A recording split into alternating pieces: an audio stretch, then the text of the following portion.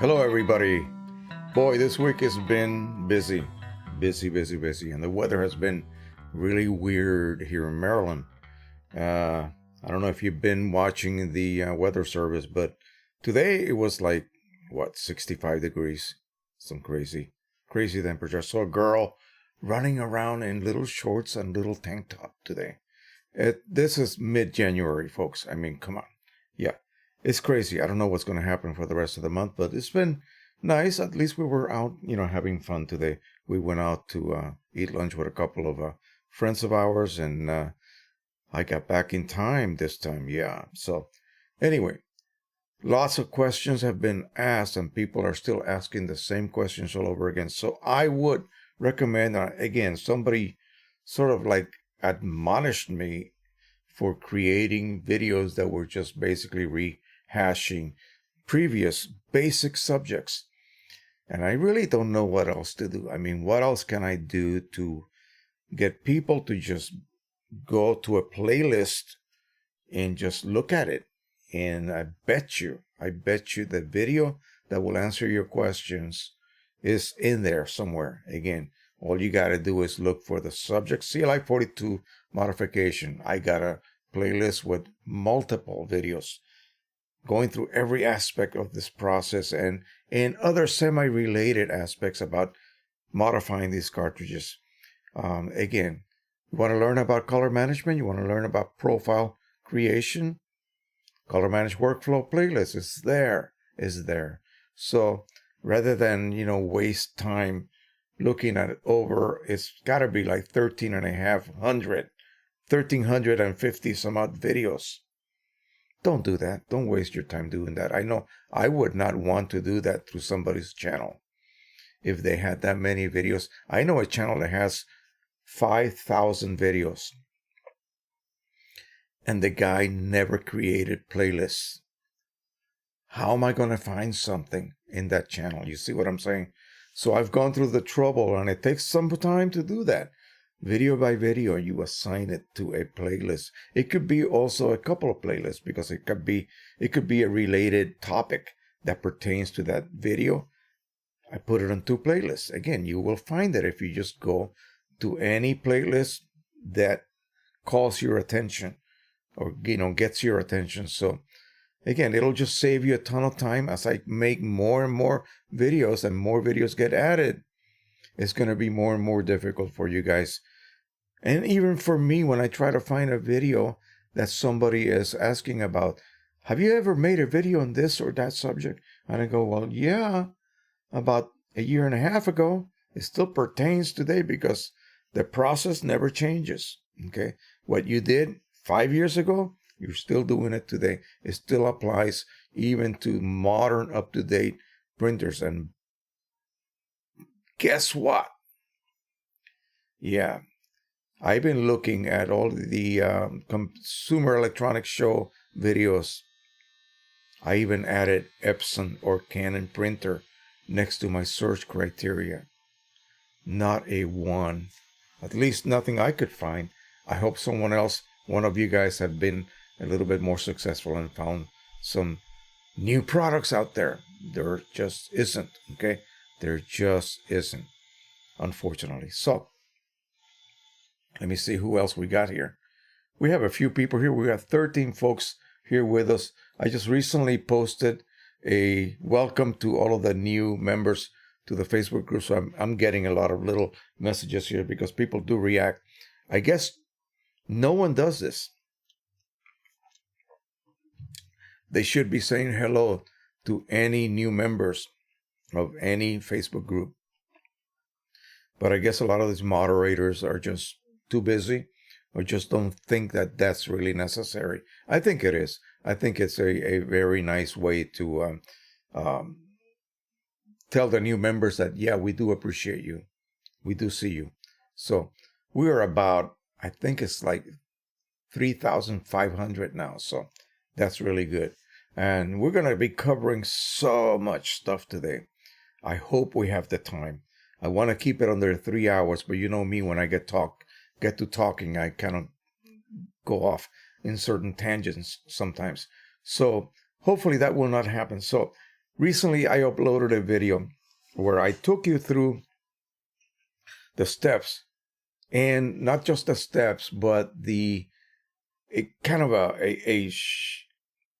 showing you what you really need to perform your CLI 42 Pro 100 cartridge modification. Yes, the most popular printer for photos in the world. Okay, probably the best thing that Canon ever produced, and so it is very popular, and everybody wants to, immediately switch over to third party.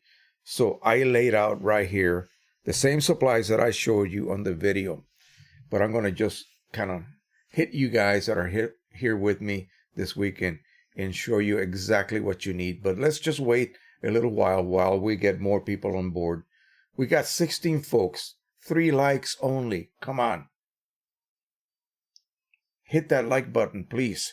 And also tell us who you are, where you are from. We have 1, 2, 3, 4, 5 people who are sharing with us who they are, what do they go by name-wise, and where they are watching or listening from. So that's what we need, because this is a community. We have a good camaraderie with everybody here.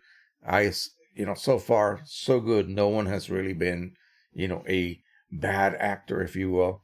And so we just love doing this. And again, it's all about sharing your own experiences. If you come on here, tell us who you are, where you're from, tell us what printer you're currently using, if you even have one. It doesn't matter if you have one or not yet. This is a place to come so that you can possibly make that decision. And we're going to be just as frank as can be, okay? We're going to hold nothing back. I'm going to tell you the ins and outs. I'm going to tell you why you should not do this or why you should do this. It all depends on your circumstances.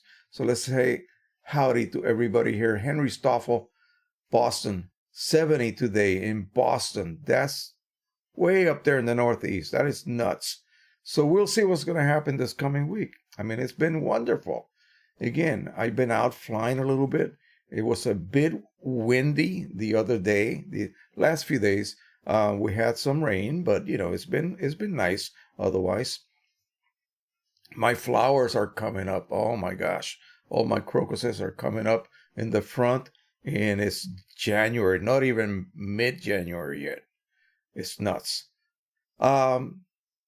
Let's see, my username 363. No, I'm sorry, dialects. I'm dyslexic. So 630. My username 630. Fred from San Mateo, California. Didn't know you were going to be live today. I'm live every Sunday. Okay, every Sunday at 4:00, like clockwork. Get it? And so yeah, that's when you can join us again and be armed with every question that you may have. Whatever you want to share with us, that would be, awesome. One of these days, I'm going to try another type of broadcast software that will allow you guys to also join us. I mean, by video and audio. So we'll create panels so that everybody can be, here, like we were all in the same room, so to speak. So you would need a type of web camera. I'm using a Logitech 1080p, just a cheapy little camera from eBay, and a microphone connected to the computer. I give you a link. You click on the link. You accept a couple of little things here and there, and then you are live. And I will then put you up, and that way we can actually talk. Okay, you don't have to do any typing any longer, and that would be the best way. And I'm going to experiment with that. So you might see a live stream notice coming up this coming week. Just jump in. If you happen to have a web camera and a microphone, you can jump in and join us. But I'm going to go ahead and be testing that next week. So, all right. So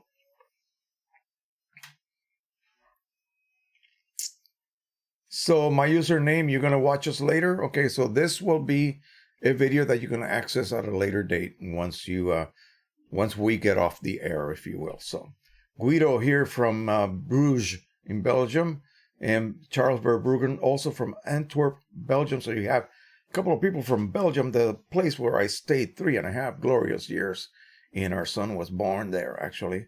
I have never had a better time. I'm telling you, it was awesome. I was with Shape, if you guys know what Shape is, in Mézières, Belgium, the French side. So let's see what else. My username says, you cost me to purchase my 100. Thank you. As long as you're enjoying it, I'm glad you got it. And we're going to take you through all the steps you need. So please hang with us. Don't go away yet. We have 21 people right here. We got 8 likes. That makes no sense, guys. Come on. Let's go. Hit that like button. I don't know why you're not doing that. It takes about that amount of effort. Okay. Always like a channel that you want to support.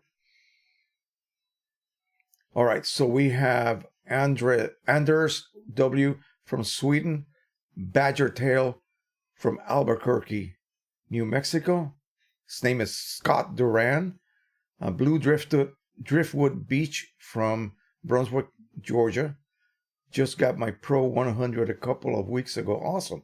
I stayed in Brunswick one time I was driving to Florida. That was our midway stop. Mark Y. Mark from Chino Hills, California. Fairly new to P800. Still works. A blessing from an Epson. I hope you're enjoying that. I'm going to show you a couple of prints that I just did. No, actually, not on the P800, the Pro 1000. P800 is wonderful. Roll support, can't beat it.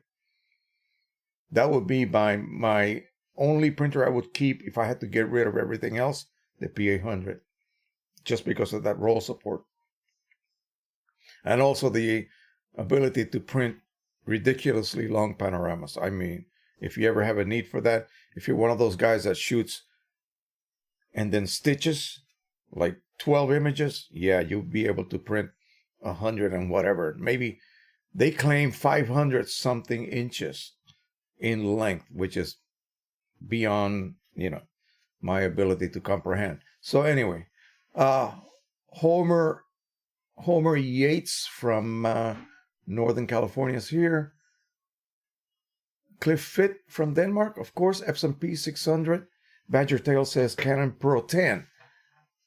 My username 3630. I keep saying 360.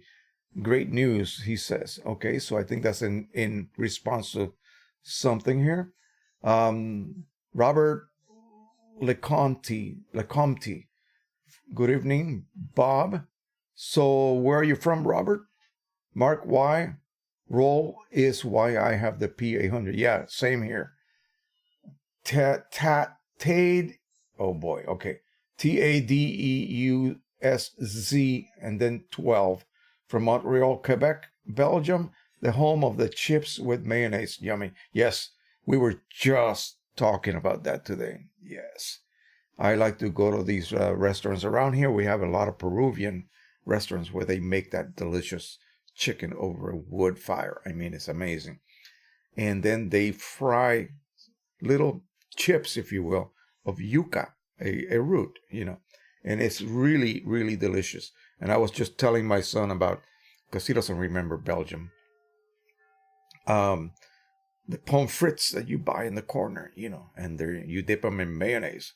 Ketchup, what's that? Nobody knows what ketchup is, at least back in the early 80s when we were there. And gosh, I miss that, I'm telling you. All right, so he has a Canon Pro 10 with PC inks. That's for Precision Colors inks. And he's getting great results. I just printed a batch of prints for that same friend we were out to lunch with today.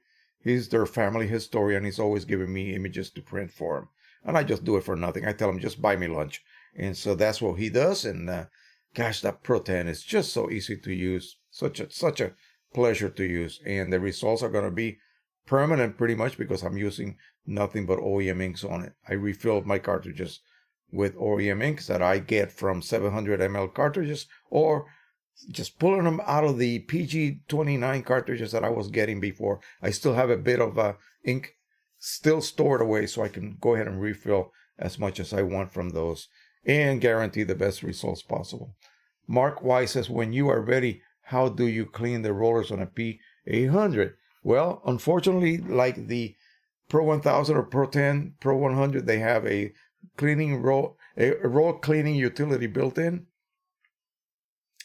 Epson, I'm talking ages ago, had the roller cleaning sheets, okay? And what that was, because there's no way you're going to physically get in there and do a proper cleaning. It was a semi-tacky type paper. And you could only use it a few times because after a while the tackiness would be gone. And you just feed those papers through it.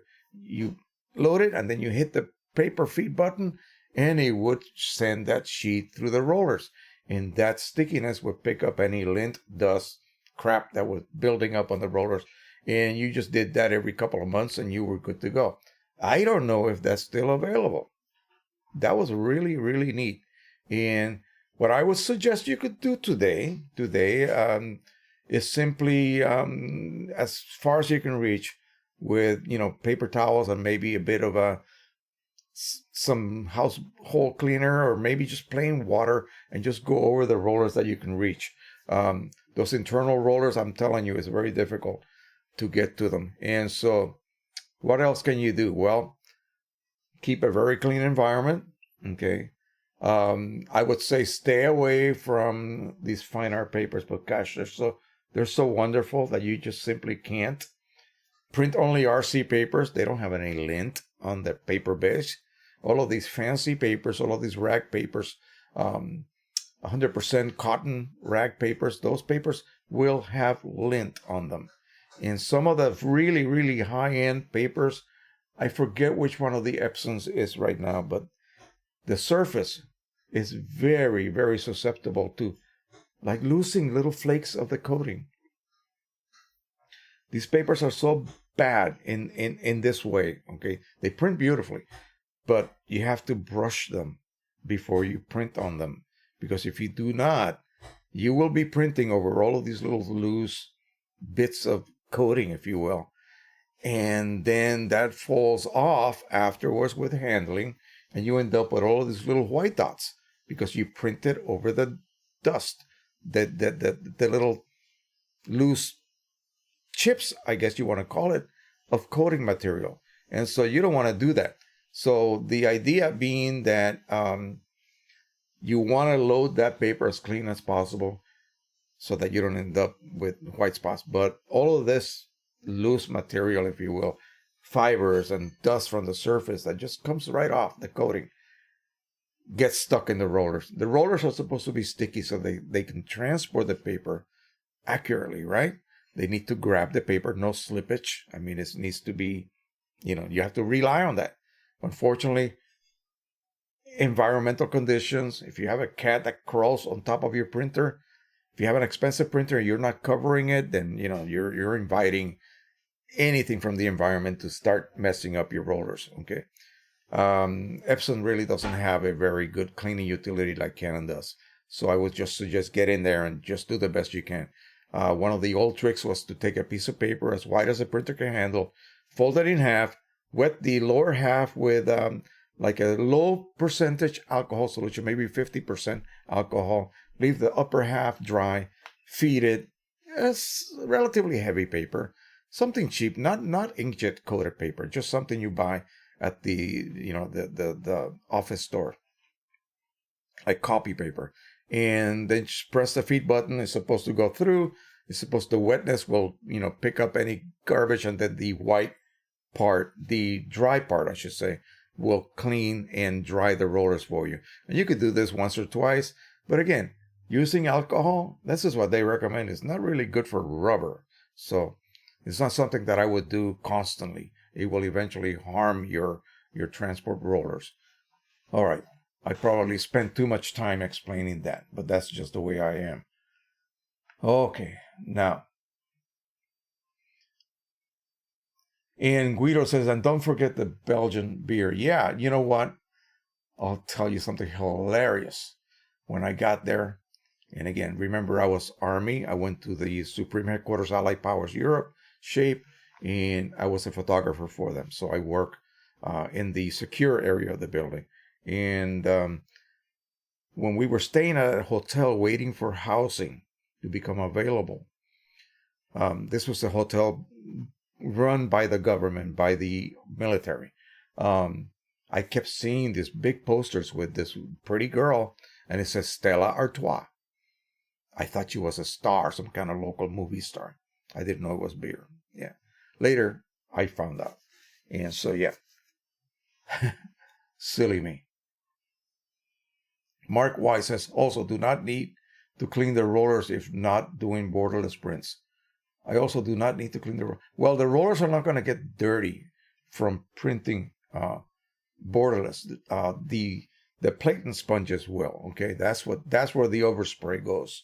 The head is only laying ink at a very narrow area from right to left, right across that area where the paper emerges, and you got like maybe about an inch worth of space where the head travels across. That's where the ink is laid. And so when it goes to the edge of the paper, it still is laying ink because it has to print beyond the edges. So that's where the overspray comes from. And it'll do it to the right and it'll do it to the far left. And so that overspray gets basically dumped on the sponges. You'll see the sponges. Just open up your lid and you will see sponges. They are actually located at specific areas. That is why you cannot print borderless with any kind of weird custom size paper. You're only set at specific widths, like 8 inches, like 4 inches, and so on, like 5 inches. So you can print 4x6, 5x7, and 8x10. And then after that, I think the next one is maybe 11 for your 11x17s, and then 13, if that is a 13-inch printer, or 17 if that happens to be a 17-inch printer. So you cannot overspray anywhere. It's specific areas. That's why borderless printing is basically, restricted to specific standard paper sizes. The minute you create something like a 14 by, you can't print borderless anymore, okay? But it goes onto the sponges and not the rollers.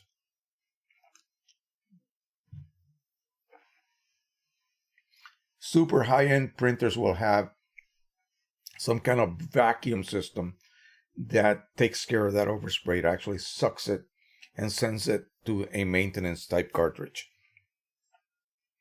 So your interior remains nice and clean, okay?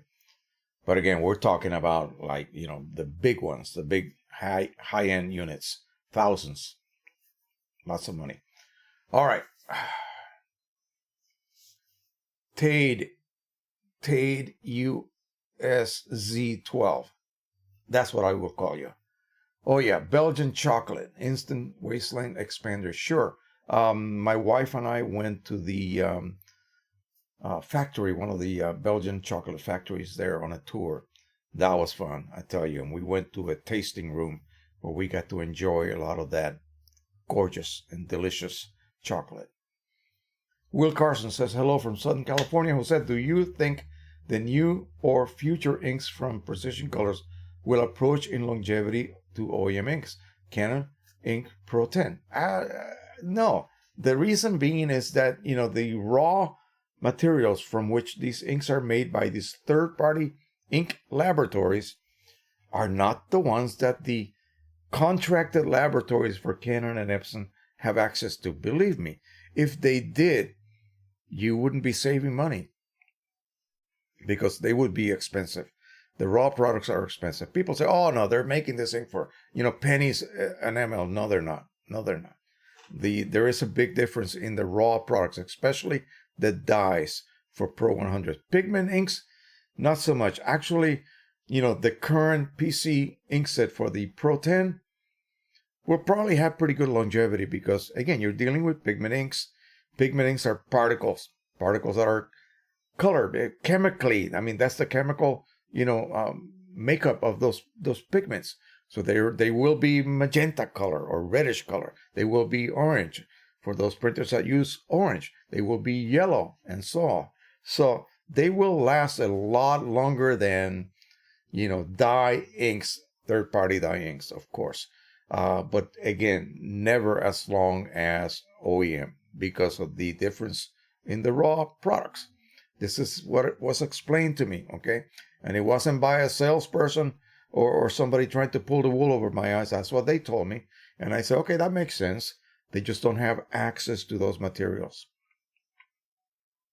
Even Inkjet Mall, that has a lab in China exclusively making inks for them, they do not have access to those products either. They have just been able to develop the same techniques that Epson uses, because they only sell Epson inks, or inks for Epson printers, not Canon. So they're able to microencapsulate those tiny little microscopic pigment particles, just like Epson does. So rather than suffer from gloss differential, like a lot of these third-party pigment inks do, horrendous gloss differential, okay? You need to spray them with something that'll even out the gloss differential, so they'll look even. Cone inks are as good as Epson when it comes to gloss, okay? They actually perform even better, sometimes even a little bit glossier than Epson.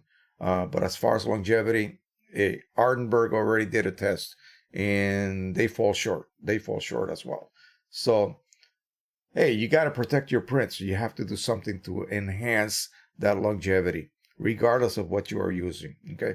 And, you know, whether it's spraying, whether it is laminating, like some people actually do that, or just simply put them under glass. Again, I have lots of framed prints that are still fine. I got one at the house, at Nathan's house, that's been out by a window facing north. It used to be in the sunroom, and we didn't call it the sunroom for nothing. And it still looks good. And I did it with early versions of pigment inks. And I think it was from another ink company, not Precision Colors, which is what I normally use now. So again, it's not going to come close. Okay. The only time that third-party products come close if the original was not that great to begin with. Okay, and the third-party companies can have access to the materials that they are using to produce their products. Then you pretty much get an equal. What you may end up with is lower cost of production, and that's handed down to the customer as being a lower cost of use. So you'll be able to say, print something specific size for a lot less money than you would when you're buying something with an inflated price, but it's still the same, quality. Okay, let's see what else we got here.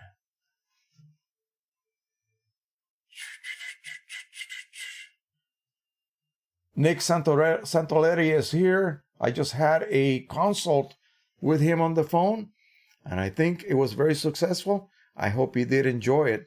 Again, always great to have one-on-one on the phone with folks. Usually I end up solving whatever problems they had or questions that they needed answers to. Mark, why? How about vacuuming the rollers? Yeah, you could do all sorts of things.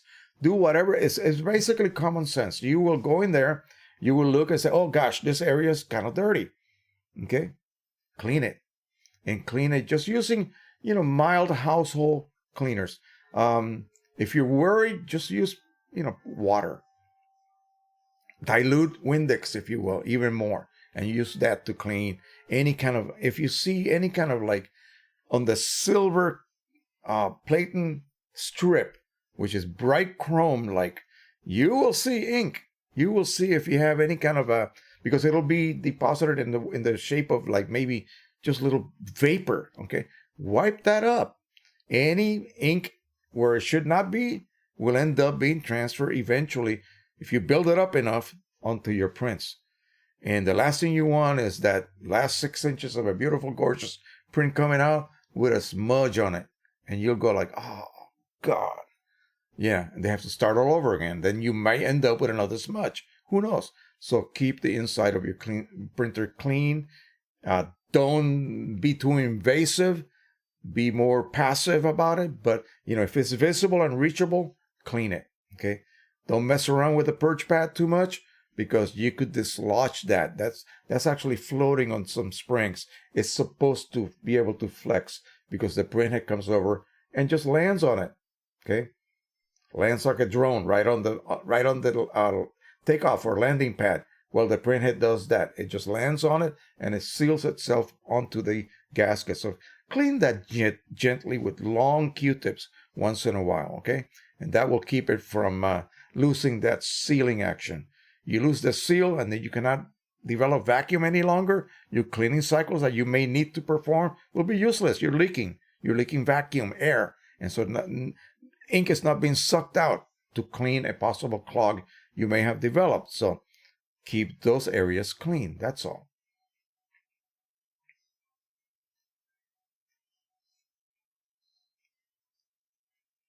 Okay, Stephen Paulboy from Toronto, Ontario, Canada, where we had a record rainfall yesterday. Oh wow!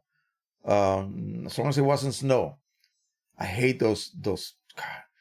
I remember here, we did have a 3-foot blizzard one time that just paralyzed everything. The government closed down for a week. And so again, we just stayed home and enjoyed it. But, at least we had a lot of food and milk and bread and eggs and all of that. And the power did not go out.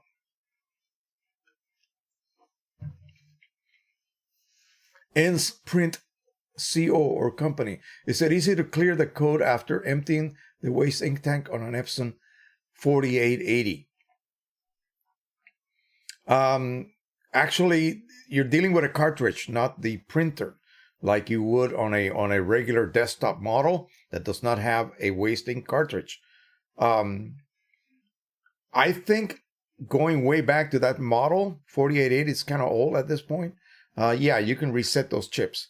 And the top of the, let me see, the top of the cartridge is like a grid that you remove. You expand the size, pop the grid out, remove all that saturated, absorbent material, and replace it with anything. It could be whatever absorbs water-based liquid, okay, will work. You reset it, and I think, if I am not mistaken, even way back, you would need 2 cartridges, because the memory of the waste cartridge chip system is not like the ink cartridges. It only has room for 1 ID code. And the ID code, it's only read-only, if you will. So if you have 2 cartridges, you will have 2 different ID codes.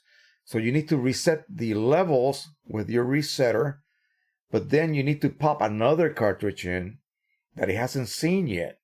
You see, it will then say, hey, oh, welcome, a new ID code. You must be a different cartridge. Let me erase the previous ID code. Okay? Then you take that one out and you pop the one that you reset previously after you repacked it. And it will say, hey, I've never seen you before either. I will accept that ID code, even though it was the one that was previously on there, because it will only remembers 1. Okay? 1 code. That's it. So you can continue to do this basically as long as the printer will last. So as to what resetter to use, I have no idea. Really. I really don't, because that's quite a while ago. I don't know what the OEM maintenance cartridges go for at this point. I know the ones for the 3880, 3800s are like, $20, $23. So if it's too much of a pain in the, for you to do that, then just buy new ones, I hate to be throwing them in the environment, in the trash, because they end up in a landfill. It's just a box full of gunky black ink. I wouldn't want that on my, buried in my front yard. No, I would not. All right, Tango says, especially the Belgian beer. You're still talking about Belgian beer. Yes, we'll talk about that some other time. Okay, let's stick with printers right now.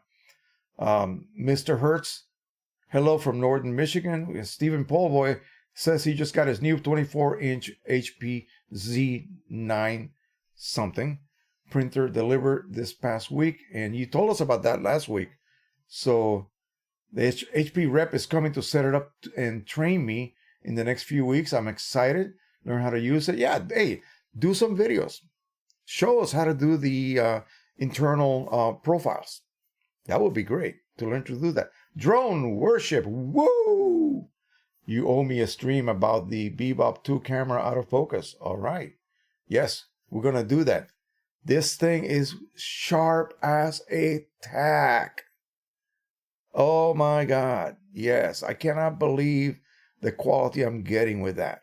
Okay, now I'm worried that my other Bebop is not quite as sharp with an untampered camera, one that has not been exposed to 15 degrees ridiculous temperatures outside, which is what I have been told by Anthony Blog. He said that that's the cause of this blurry condition that cannot be reset after it takes place, after exposing it to super cold temperatures. That's it. You got to remove the lens out of the barrel and play around and what I did was I removed it, and we'll talk about that when we do your live stream. I want to jump in and do that with you. We'll talk exactly what I did. I will show you. I'll take the nose cone out of my Bebop and show you what it looks like. It's not pretty, but it works beautifully. All right. Thank you for the super chat, by the way, my friend. You really did not have to do that. You know that, okay? But I appreciate that. And I've been watching you. Today you were live, I believe, and I missed it because we were out. You were, you were on, and I was not available to come and see you, man. So there'll be other times, I guarantee you. And I'm glad you're back home, okay, and in one piece and doing really well. I see the difference, man. I see a huge difference in you. Awesome. Mark Wise says, what kind of rag would you use to clean the rollers? Lintless, obviously, yes. Even paper towels. And there are so many brands of paper towels. My daughter uses some that are just really thick and cottony looking, but they don't shed any lint at all. So that's what I would use. And dilute some Windex, okay, window cleaner. Just dilute it and spray it on your paper towel and just wipe the interior, and then finish with water. That's all you need. Charles Verbruggen says, thanks, Tango. The same to you. M. Hertz says, gotta go. We'll watch you later, okay? Nice to have you. Guido says, Tango, blah, blah, blah. Okay, everybody's talking to each other. That's good. He says, Tango says, haha, the 4880 printer, problem solved by printer Alzheimer. Such a funny explanation. Great, Jose. Okie dokie. I like that one, though. Ends Print Company says, thanks so much. Harold Goldberg, okay. Hello from warm and sunny Richmond. Mark Y says, thanks. And Tate USZ12 says, just say Tad. Okay, I will say Tad. Question, why do my prints sometimes have a quarter size, have a quarter size in one corner of the page on 13 by 19 A3 Plus paper using my Pro 10 under Mac OS. Okay, you got me there. As soon as you said Mac OS. Let me show you guys. And I am sure that this is not the way that the Mac driver for the printer is. So we're talking about what now? Pro 10. Let me look up the Pro 10. And again, I think we're gonna be here a long time because I haven't even gotten to my planned topics yet. So let's go ahead and find us the Pro 10. And I'm gonna go ahead and right click, and I'm gonna show you the same thing but on Epson. So we're gonna open that Pro 10 is our you see right here in preferences. So this is what we get when we look at the driver in Windows, okay? And of course, it's going to be different. So we have 1, 2, 3, 4, 5 tabs. And so let's just say we're going to pick the size that you just stated right here. A3 Plus, 13 by 19. Okay, so page setup. You want to make sure that this is set to same as paper size. So you have the page size. Page size, although it is somewhat related to the paper size, It's not. It's basically the layout, the space onto which you will lay an image onto. Okay? The printed or printer paper size has to be the same as paper. You see that? Same as page size, I mean. Okay? So if this is something else, then that's why you're getting, and this is extremely common, guys. This is exactly what happens when these two do not match, okay? And on Epson, it does the same thing. So make sure that when you look at this page setup, and again, I don't know whether that's going to exist on the, the Mac driver, because for whatever the reason, no one has decided what a driver should look like. The user interface should be identical, whether it's Windows and whether it's Mac. The people who write the drivers are who? Who are these folks? People from Canon, people from Epson, people from HP. Okay, do you get what I'm saying right here? You see this? This is what you should get. Your input, let's just say, size should be the same as your output size. Okay, by output, I mean the actual paper. So this is printer page size, where this is page size. Okay, this is where you lay your image down. Same thing happens on the Epson. Let's look at that. So say I pick, again, one of the larger paper sizes, 17 by 22. Okay, big print. And I go to my page layout, same as paper size. You see that? So this has to be correct, okay? Otherwise, you're going to get a print just kind of thrown over to one of the corners, like you are experiencing now. So that's what happens. All right. And again, I don't get why Canon and Epson, the top dogs in photo printers right now, simply just don't get together and say, hey, and don't even have to get together. Just the folks at Epson, P800, let's make a driver that is identical. I don't care if they change the Epson to look like a Mac driver. Do it. Whatever. It's fine. As long as both drivers are the same. They have the same tabs, the same windows, the same settings, the same way you approach color management, okay? So that you have to go through the same number of hoops, let's just say. And don't make me go through so many hoops that I have to take a course in order to learn how to do this. Come on, make it simple, okay? QImage right now, QImage Ultimate handles color management pretty much automatically for you. It will set the driver correctly if you, inside QImage, say I want to use an ICC profile to print on this given paper, this given printer, and this given set of ink, something that I maybe created myself. Or if I'm using OEM everything, I just choose the OEM paper profile. And again, if I told the driver to choose XYZ paper, and it is a brand designed for that printer, the ICC profile will be correctly chosen for you. And then the driver will be automatically set to no color management or no color matching in Canon printers. And if you go to the driver and say, hey, wait a minute, I want to let the driver control color for whatever reason, and you change that inside QImage, you tell it to let the driver control color. Boom, you get a little announcement that says that the driver settings have been changed for you. In other words, they set it to ICM matching instead of none. None would be you're printing with an ICC profile manually through QImage or Photoshop or whatever you use. Yeah, it's wonderful and pretty much dummy proof, okay? That just happened the other day to me.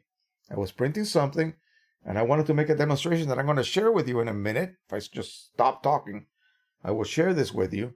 And then we're going to go ahead and do the CLI 42 things that you need, okay?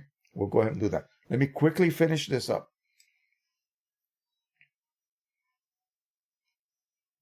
Yeah, Mac OS driver is nowhere near as specific as Windows. I try to follow the way that you go through the different tabs and the way the things that are, grayed out and so forth. And good Lord, it just doesn't make sense to me. Of course, I've never been a Mac user. Those who use Mac and, that are religiously, loyal to the Mac system, they know how to do it. To them, it makes sense. It's logical. To me, it does not. Again, don't hate me for it. That's just the way I am. But again, I would just love to have that user interface just be identical and the way you handle things be identical or as close to identical. So if I tell you, hey, look for this setting, and you go, that setting doesn't exist on my driver. What do you mean it doesn't exist? It's a very critical setting. It should be there. Yeah, that's what I'm talking about. All right. Salih Elimelech. You can talk a little about piezography printing. Thanks for bringing that up. In which printer can be purchased to enjoy this type of print, if possible through prices like the Canon Pro 10? No, not the Canon anything. Only Epson. Okay, only Epson. That's the catch. Okay, Tango just gave us a €5 super chat. Thank you so much. I love Q Image for printing. Bought it after watching your videos. Thank you, man. Appreciate that. Let's get down to the CLI 42s. Okay, let's go ahead and do that. Gosh, we're going to be here all night if I continue this way. All right, so you start with your OEM cartridge. Boom. There it is. This cartridge is what I used to print all of these test photos, okay? And as you can see, I printed maybe, oh gosh, I would say about 5 times 3, about 15, 12 by something. 9 by 12 prints. And look at the levels. I don't know if you can see the liquid chamber. It just has a little bubble of air on top. Yeah. I tell you, the factory cartridges, to me, they are overfilled. They really are. Like when I'm refilling now, I would never go that high. And yet, there's no ink inside the serpentine vent. Okay? That will not happen when you start refilling, okay? So be careful about that. So what do you need? Well, you need your original cartridge. You use it. We talk about yellow only because this is the only one we're going to ever flush. We don't care about the other ones. The other ones can be topped off with Precision Colors inks, even if they remain with, if they have some remnants of OEM ink. It will not have a diverse reaction, okay? This one will, okay? Diverse? No. You know what I mean. A bad reaction. When you use it till it's empty, this is what it'll look like. Okay? You can clearly see the upper and lower parts of that sponge. That rectangle of fibrous material. Okay? So that's what it'll look like. I can see air in it right now. This cartridge has been laying around for ages. It's probably very dry. I'm going to probably end up flushing it, of course. But now what you need to do is remove that factory fill ball, which is located right here. What do you use to remove that ball? I use a scalpel, but a number 11, this is number 11 scalpel. I use a scalpel or I use an X-Acto knife. You're going to go around. You can clearly see the indentation of that circular little space. You're going to go around and cut the label. You're going to remove that label. When you buy the kit, you will be given a little eye screw. And an eye screw is what you do to hang a big picture frame on the wall. 2 eye screws and braided wire. That's what they're used for. The good thing about them is that they have a really sharp little skinny screw shaft. You're going to insert that into the ball, okay? And you're going to screw, screw, screw until you got a good catch of that ball. In other words, you'll be able to then tilt that eye screw back and just pop that ball just like that, okay? It'll come right out. Now you have a problem. You have a very nicely molded factory cylindrical hole that has a round or spherical base on it with a very tiny hole. You cannot stick a plug in there. You cannot stick any of these plugs in there. You see these plugs? You cannot stick those plugs in there because that seat prevents you from entering. We'll talk about something else that someone brought up well, but you can get this. We'll hit on that in a minute. So what you need to do is get a 5/32 of an inch, and I don't know what that would be in millimeters. Don't even ask. I have no clue. 5/32 of an inch drill bit. And on a mandrel or whatever you have, put this on a vise if you have a vise, and proceed to drill out that seat, okay? Don't worry about any chips falling in. The helix will pull them out rather than push them in, okay, as you're drilling. And again, it's just very gentle. You just got to take off a tiny amount of plastic anyway. And then you remove that. Okay, you are done. You have now modified your cartridge. So now comes what? Now comes flushing. You're going to need, you can actually reset it now if you wish. So this is your CLI 42 resetter from Red Setter. They're the only ones that make a working and reliable resetting system for the CLI 42 chips. You're going to plug that into your USB source. Right here is a plug. Plug it into power. Without this bottom part, of course, you're going to slide it in. Make sure that your chip comes into contact with the bottom here with the resetter's contacts. You will get a red flash. It will go out and then a steady red light. When that happens, you wait about 5 seconds. That chip is now reset to full. The ID code number is still the same, but it will be reset to full. Okay? So that's all you have to do. Now you're ready to go ahead and flush this cartridge. Windex is what you need. Windex with ammonia D. Go to your supermarket. If you're in the USA, you know what I'm talking about. Get it. Get a half gallon of it if you wish, because you're going to be doing this quite often. And it's a great cleaning product for anything that has ink on it. Fill it up with Windex. You need a basically one of these, what do you call it? The plain tip syringes. And so here we have a cartridge. Let's just make believe it's not yet flushed. Okay? Make believe it's full of ink. Okay? You need to clean this now. So you're going to remove that plug that you just created an opening for. Insert it in there. It's a perfect seal. This makes a perfect seal. And pump that Windex. Pump as much as you can. Okay? 10, 20 times. You will end up, instead of having this really difficult to remove yellow, it's extremely difficult to remove with just plain water. Never add water at first. Only Windex in the beginning of the flushing process. Windex only, not water. Remember that. If you add water, you screwed up, okay? Windex only. And flush, flush, flush until you just have the color of Windex in that sponge. Not green, because the blue of the Windex plus yellow will make green. So you want to have only the color of the Windex in that sponge. Put the plug back in. Put a bottom cap if you have. Buy these from Precision Colors or from Rick Johnson on eBay. I got a link on my descriptions. We'll talk about that in a bit. Pop this in like so. Snap it in place. You heard that click? That click. This is securely attached now. Let it sit for an hour. Go watch a movie. Come back and begin that same process again, but this time with just water. Only water. And not hot water, not super cold water, just lukewarm water. As much as it'll take to remove all of the blue. And you will end up with a pristine white sponge. Now comes the drying process. This is why you can't do this while your printer is waiting for a cartridge.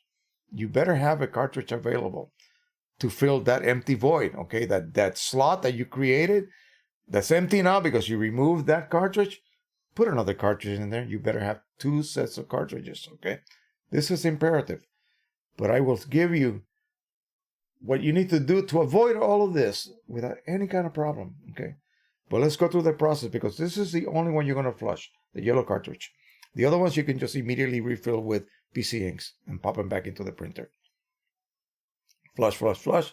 Now it's nice and white and clean. Now you got to remove all the water. Well, I came up with a gizmo. Buy these clips. Okay, if you're good with your hands and using tools, if you have a Dremel tool, find a buddy that has a Dremel tool. Find a little drill that has the same diameter as one of these needles. Okay, whatever the gauge happens to be. It could be 20, it could be 18, whatever. and drill a hole all the way through that. I'll show you what that looks like. See, this is silicone. See with a little opening in the middle? So drill a hole through that so it comes out the other end. With a cutting wheel, cut most of the needle off so you only have about 1/8 of an inch worth of needle. Insert it in place and just glue the living daylights out with gel, cyanoacrylate glue, or crazy glue. I know Gorilla makes it and many other brands of so-called crazy glue, cyanoacrylate, CA. And then let it dry. This is now stuck forever. Here's the thing. How are we going to get that water out of there, that flushing water? It'll take weeks to dry by itself passively. Okay, weeks. You don't have that kind of time. So once you make a little tool like this, and I wish I had mass production techniques to be able to produce these for you guys, but I do not. I'm just telling you exactly what I did. Suck the water out. Squirt. And do it forcibly, like that. Suck that water out as much as you can. Get it as light as you can possibly get it as far as weight goes. Once you get it so that there's really not much water, in other words, you cannot suck out a drop of water, then you can air dry it. And what I do is I have a toaster oven that is just beyond help, and I have it set at 100 degrees. And I just proceed. I put a bunch of cartridges in there on a tray with some paper towels, and I run it through cycles of 30 minutes each, and then I weigh each cart. Again, 100 degrees. It's just a hot summer day, except dry. And after a while, you will begin to reduce the weight, get it down to 13.6 grams, and now you are ready. You take your good clip, attach it, boom. Remember, you already reset it. Now comes refilling. You remove your plug, boom, remove your plug. And you have two choices. A syringe from a bottle, and you have to do this, and run the ink in. Or the best way is to take that ink you buy. You can probably get it directly into a bottle like this. This has got a very stiff wall. These are very squeezy, okay? And so you're just going to do this. Okay? Very clean. Nothing to clean afterwards. Whereas syringes, yeah, you got to go to the sink and wash everything, okay, before you use them. Use them again. You don't have to do that with a bottle, squeezy bottle. That's what I do. Nothing else. I have not used a syringe in God knows when. So you fill it to the very near top, not as much as this OEM. They do that with a machine, okay, so it's safe. You're doing this manually. And again, keep in mind, okay, this is important. Keep in mind, you're not supposed to do any of this.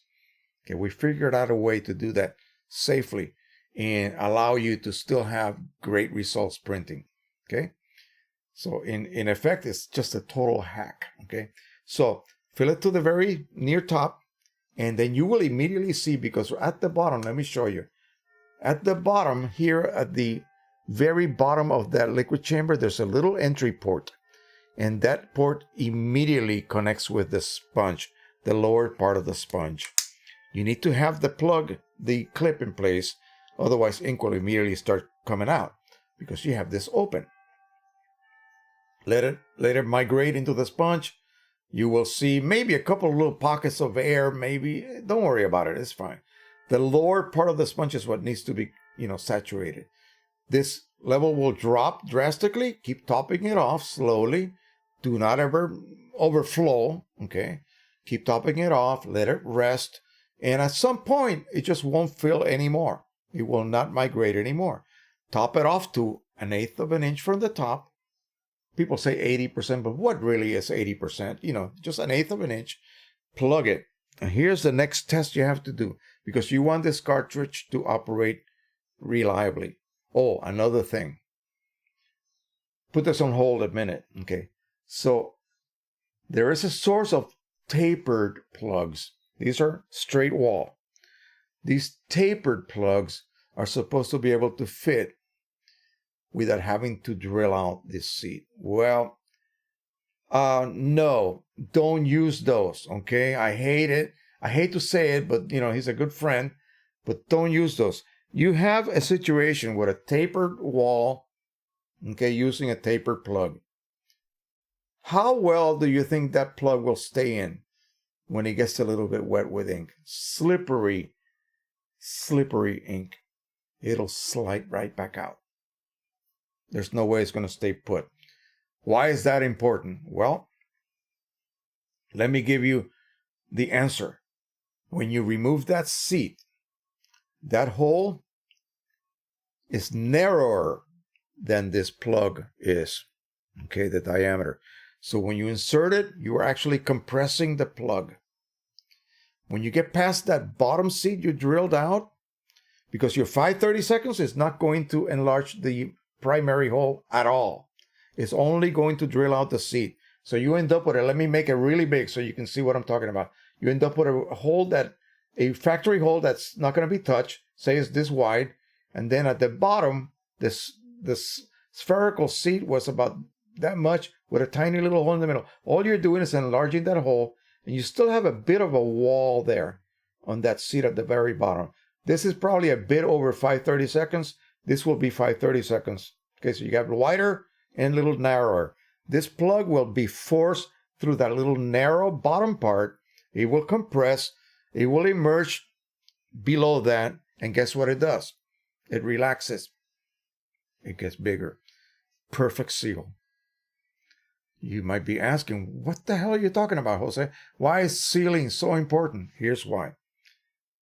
If you insert this plug in there, and I can see it coming out of the bottom right now, and you take this out, and you put it in your printer, and this is not really sealing, all of the ink will immediately leak out.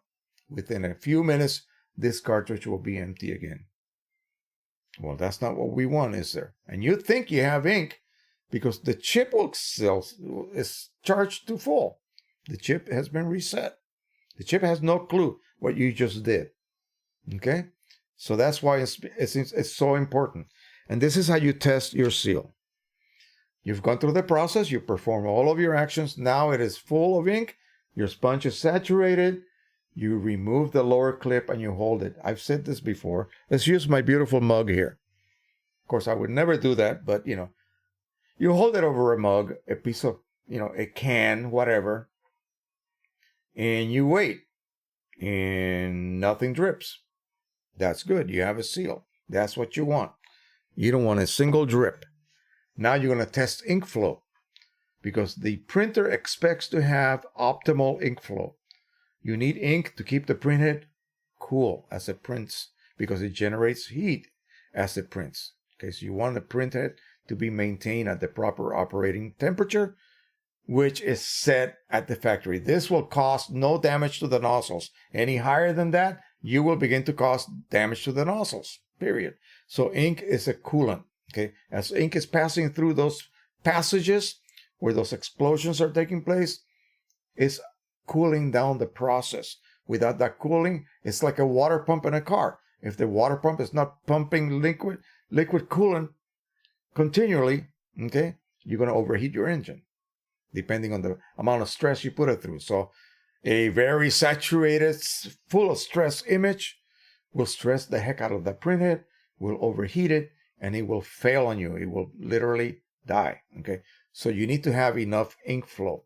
Okay, that will keep your operating temperature at nominal temperatures, and you won't have any damage. So you take this off, you hold it over that cup,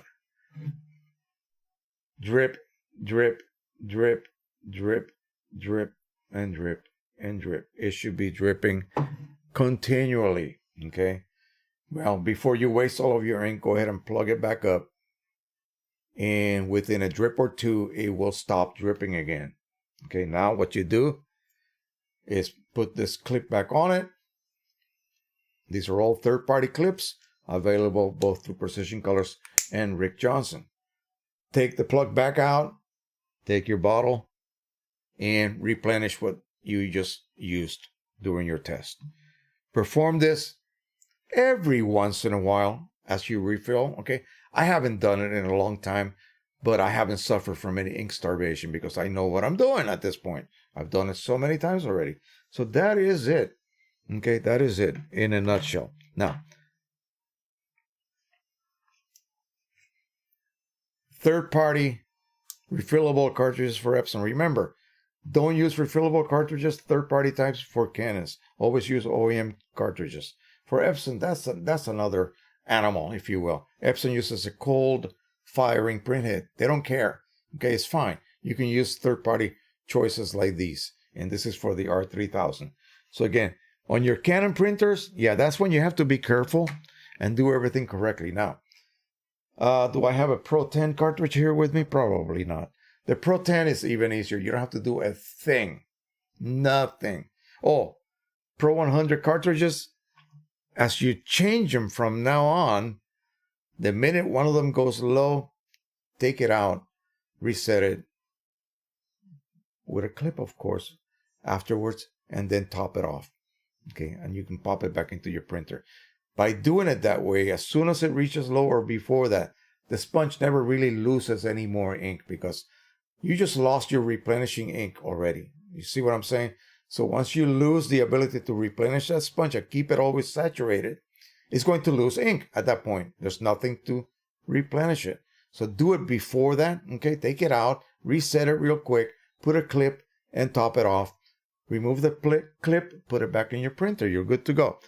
Pro 10 is different. The Pro 10 has an ink bag inside. An ink bag that's like a little accordion.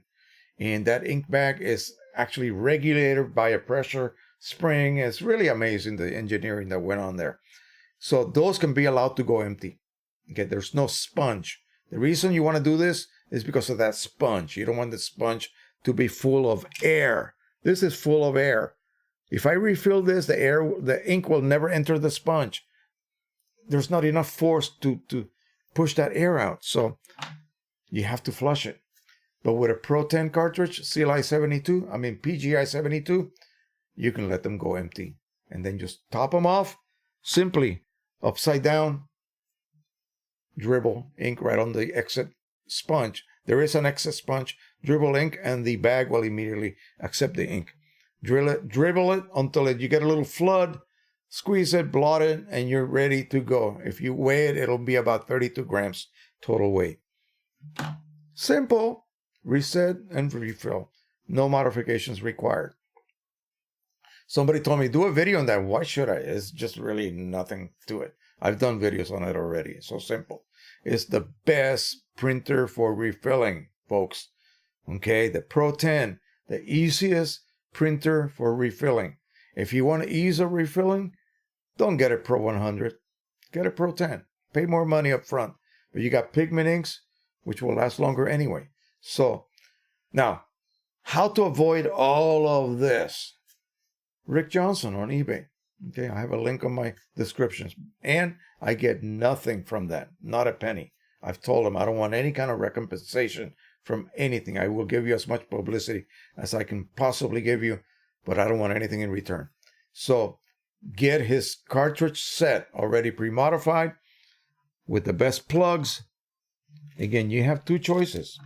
And I'm going to take you to his site in a minute. You have the little white plugs and then the color-coded plugs with a little tab that helps you in removal of that plug when you need to refill. The other ones kind of require that you have good nails, let's just say. So let's jump over to the site now. For $60, you simply get the best deal in town because really, at this point, you don't have to do any of this. And that's the whole point that I'm trying to make. So this is his site on eBay. Again, I have a link on my descriptions. People are always asking me, hey, people, look at my descriptions. It's all there. I put a lot of links in there for you guys to be able to take advantage of some of these things.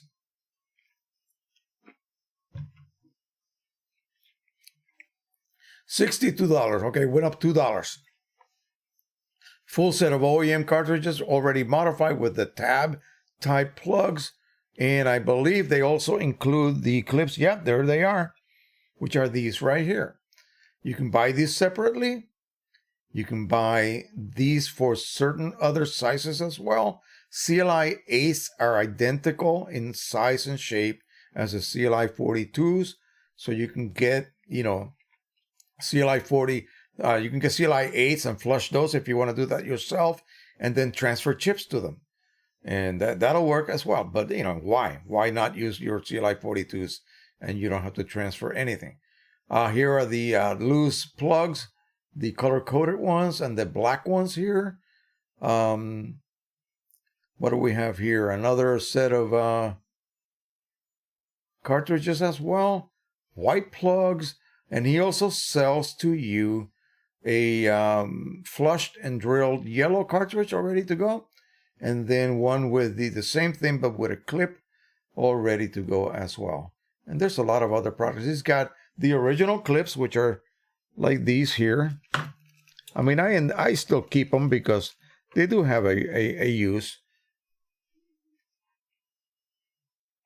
These right here, these are the originals. You actually break off the bottom of the cartridge as you unwrap it before you install it. Yeah, go ahead and keep those. Now, in order to reuse these, you simply just, hold them in place, a couple of rubber bands, and it keeps it sealed in position. And that will allow you to reuse these cartridges if you do not have any of these much better third-party replacements. So that is it right there, the whole site and everything that they offer. So go ahead and take advantage of it. That'll save you a ton of time and effort. I wasn't showing you guys. Oh, wrong. Okay, so here it is. Yeah, one more look-see, and there you go. All right. Again, like I said, I have a link right on my description for this.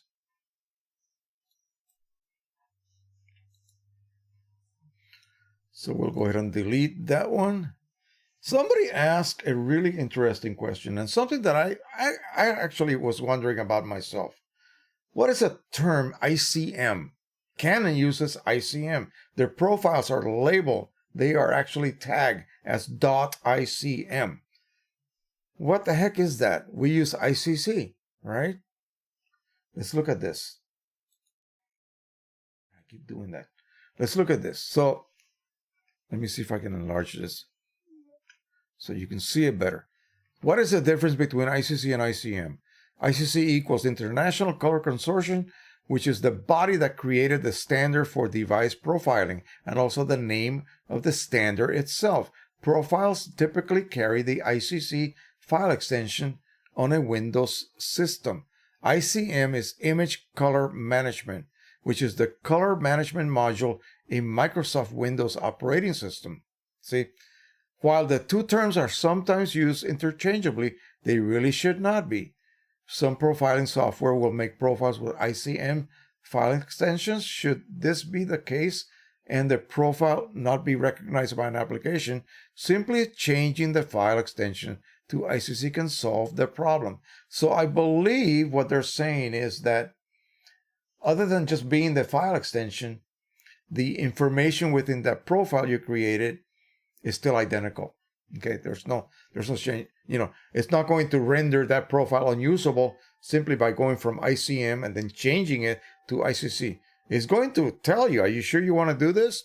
Yeah.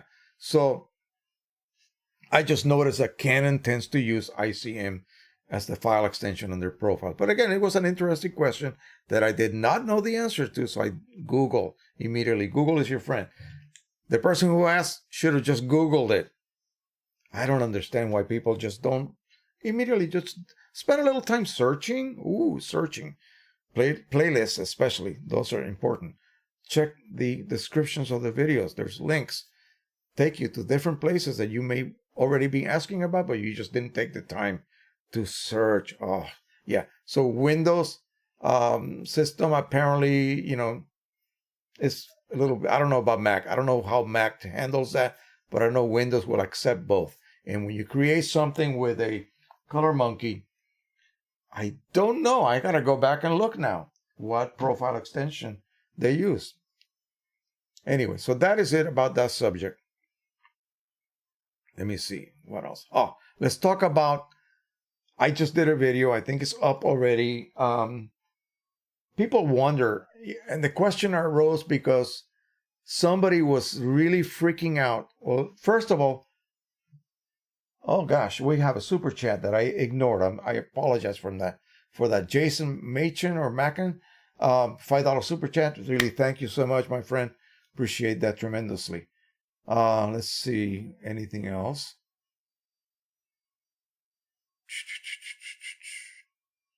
And then we'll get to this. Oh, so we're going to talk about piezoography. Don't let me forget this.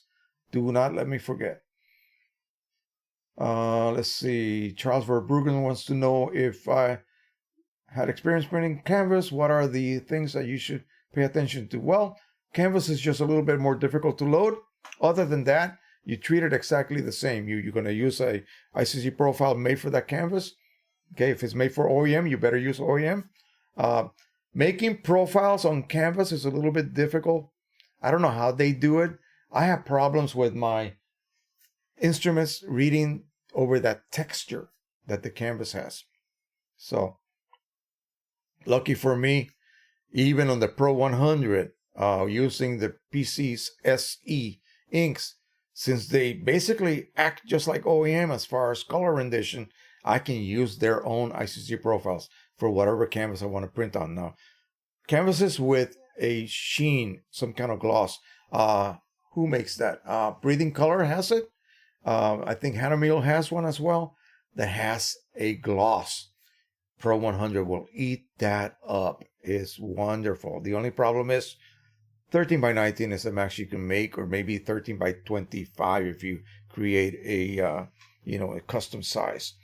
And yeah, but it'll just work beautifully with those dye inks. Matte canvas, not so good. You need pigment inks with matte black. Art is here. He says, better late than never, from West Tennessee. Richard Rajewski from Los Angeles, area purchase. Now waiting for my new Canon Pixma Pro 100 to arrive. Well, great. Make sure you watch my setup video. Okay, look at the Pro 100 playlist and look it up. It should be probably the very first video I did on that series. So look at that, and it's like an hour long, but I walk you through everything you need to know. The goal is that you do not mess up, okay? And you are immediately printing great prints with that Pro 100, okay? Which is capable of doing, absolutely. Nick Santoleri, I must go for today. Thank you.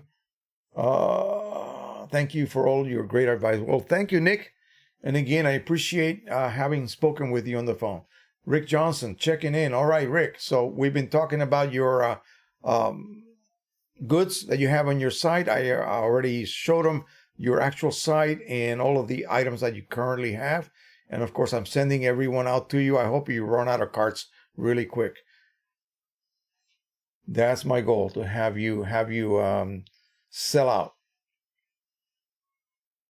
Jeff Thompson from South Louisiana. Red Solaris 1. Jose, any experience mixing PC inksets for Pro set with Pro 10 with OEM inks? Absolutely none. No problem at all. The current Signature Edition uses OEM red. Be aware of that. And the other colors will react perfectly fine. But again, you have no problem because you're going to run those cartridges empty, okay? Don't fill up a cartridge with half full OEM. Just use it till it's empty. Fill it up. It takes about 2 minutes to perform the operation. Really. Reset, dribble until it's full. Pop it back into the printer. You're done. That's it. Artyom Andrew, Artyom and Andreev, I don't know. Jose, I live in Norway, and therefore PC inks are not an option. Okay, Octo Ink, as you mentioned, that's a good, and yeah, they claim that their yellow ink does not react. I know Martin, okay, I know Martin personally. They say that the ink does not react. I would not take a chance, okay? That's just my recommendation, if you will. Why would you take a chance? Okay, just flush it. Ted from New Jersey is here as well. Okay. But yeah, you're in Europe. octoink.co.uk is your source for the best inks for the Pro 100. Period. Again, and just take it with a grain of salt whether you believe that the yellow will not react with original OEM yellow. Okay, I would not take that chance. Just my 2 cents. Okay, let's go ahead and talk about what I did. So the question was, somebody was printing charts for profiles, and they were shocked when they saw on their computer, because when you use a piece of software that is designed for one of these units, such as this, okay, this is the original Color Monkey, this is the i1 Pro 2, I think there's an i1 Pro 3 out now, but I'm very satisfied with this one. So again, $1,500, nothing to sneeze at. So I will stick with this one at this point. So when you use the software to print these charts, you're going to see what the image looks like. Okay, you can choose any number of patches to print, by the way. So you go ahead and print them, and you print them with no color management. Okay, no color management. But the original image of those patches will not look like what you get on print. Don't be shocked. You're printing with zero color management. It's as if I gave you a symphony to read and perform, but I didn't teach you how to play that instrument. It's going to sound terrible. So what happens is that the printer will not receive the instructions that it requires to only take, say, 8 colors actually in a 9-color printer, or 12 in a Canon Pro 1000. They will not receive the instructions that you need to from those 11 colors actually, because you have clear chroma optimizer, how to reproduce up to 60 million shades of color. So it just does the best it can. And so that's what you want. You want the printer to just basically print those colored patches, whether it's 1200 or 1600 or even higher color patches, the best way it can, simply with just the driver, with no help from anybody. So no color matching, no color management. Okay, of course it's not going to match what you see in the screen. That's the whole purpose of producing an ICC profile. Okay, you are creating a file, whether it's .icc or .icm, that contains a correction for every single one of those patches you printed, whether it was printed correctly, it sort of matches, and it will be read. It will be read by this accurately. You're not using your eyeballs. You're using an instrument, an unbiased instrument that's been pre-calibrated, no less.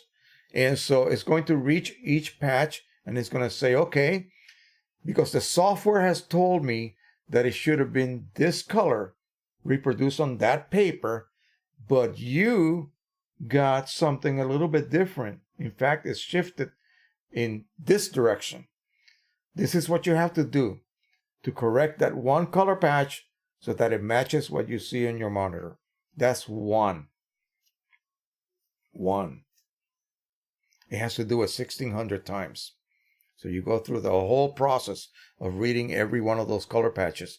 And then it will then create a complete set of instructions on how best to reproduce all 1,600 of those color patches correctly. So without the ICC profile, they will look wrong. They will look wrong. So this is what it looks like. On paper, this is a job I did for someone. 3 charts printed without any color management. And these color, or although the patches look cool to you, they look okay, that's not what they look like when you view them on the monitor. Okay, they are not 100% accurate. Okay, so by scanning each one of these one at a time, as the scanner passes over, it creates a correction. It says, oh, this is off by this amount. Oh, this is off by this amount. Oh, this one's perfect. no correction required. You know, oh, this one is the correct tone, but too dark or too light, or yeah. So many different parameters that it's going to read as either correct or incorrect. And it creates a set of instructions. That's the profile. You then create that profile, and you have something that you can then apply when you print a real image. Okay, when you print that real image, the same thing will happen. That image contains hundreds and hundreds of different shades of color, different densities. And it will go ahead and create that set of instructions.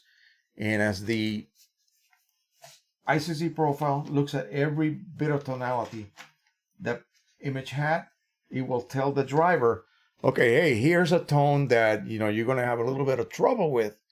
Okay, so do this. Adjust it in this manner. Okay, it's amazing. So I'm going to show you something relatively graphic here. I mean, it's going to show you right off the bat. I just use semi-gloss from Canon. This is, remember those sales that Canon had, buy one, get 9 free. I got a bunch of this stuff. So I printed one of my images that I have on my Facebook group for you guys to grab. And simply it's just a set of color patches. It reminds me of the X-Ray color patch, color passport. So it has colors. It has a black and white, basically neutral ramp, and it has a color transition portion as well. Okay, so this is going to be a little bit difficult to see this kind of cheap video camera, but you will be able to see the difference. So here is the one that, assuming this was an image, say one of my private images or someone else's image, and I wanted to print it and I wanted to be reproduced correctly, I would print it with an ICC profile and I would get this. So assume that this is actually a profile chart, but only with a few colors, and you can see. Okay? And you might say, well, that looks pretty good, Jose. Yeah, because I used an ICC profile. So that's a really, really good rendition of what I saw on the screen. So here's what happens when you print with no color management. You still say, well, wait a minute, Jose, that still looks good. Okay, watch this.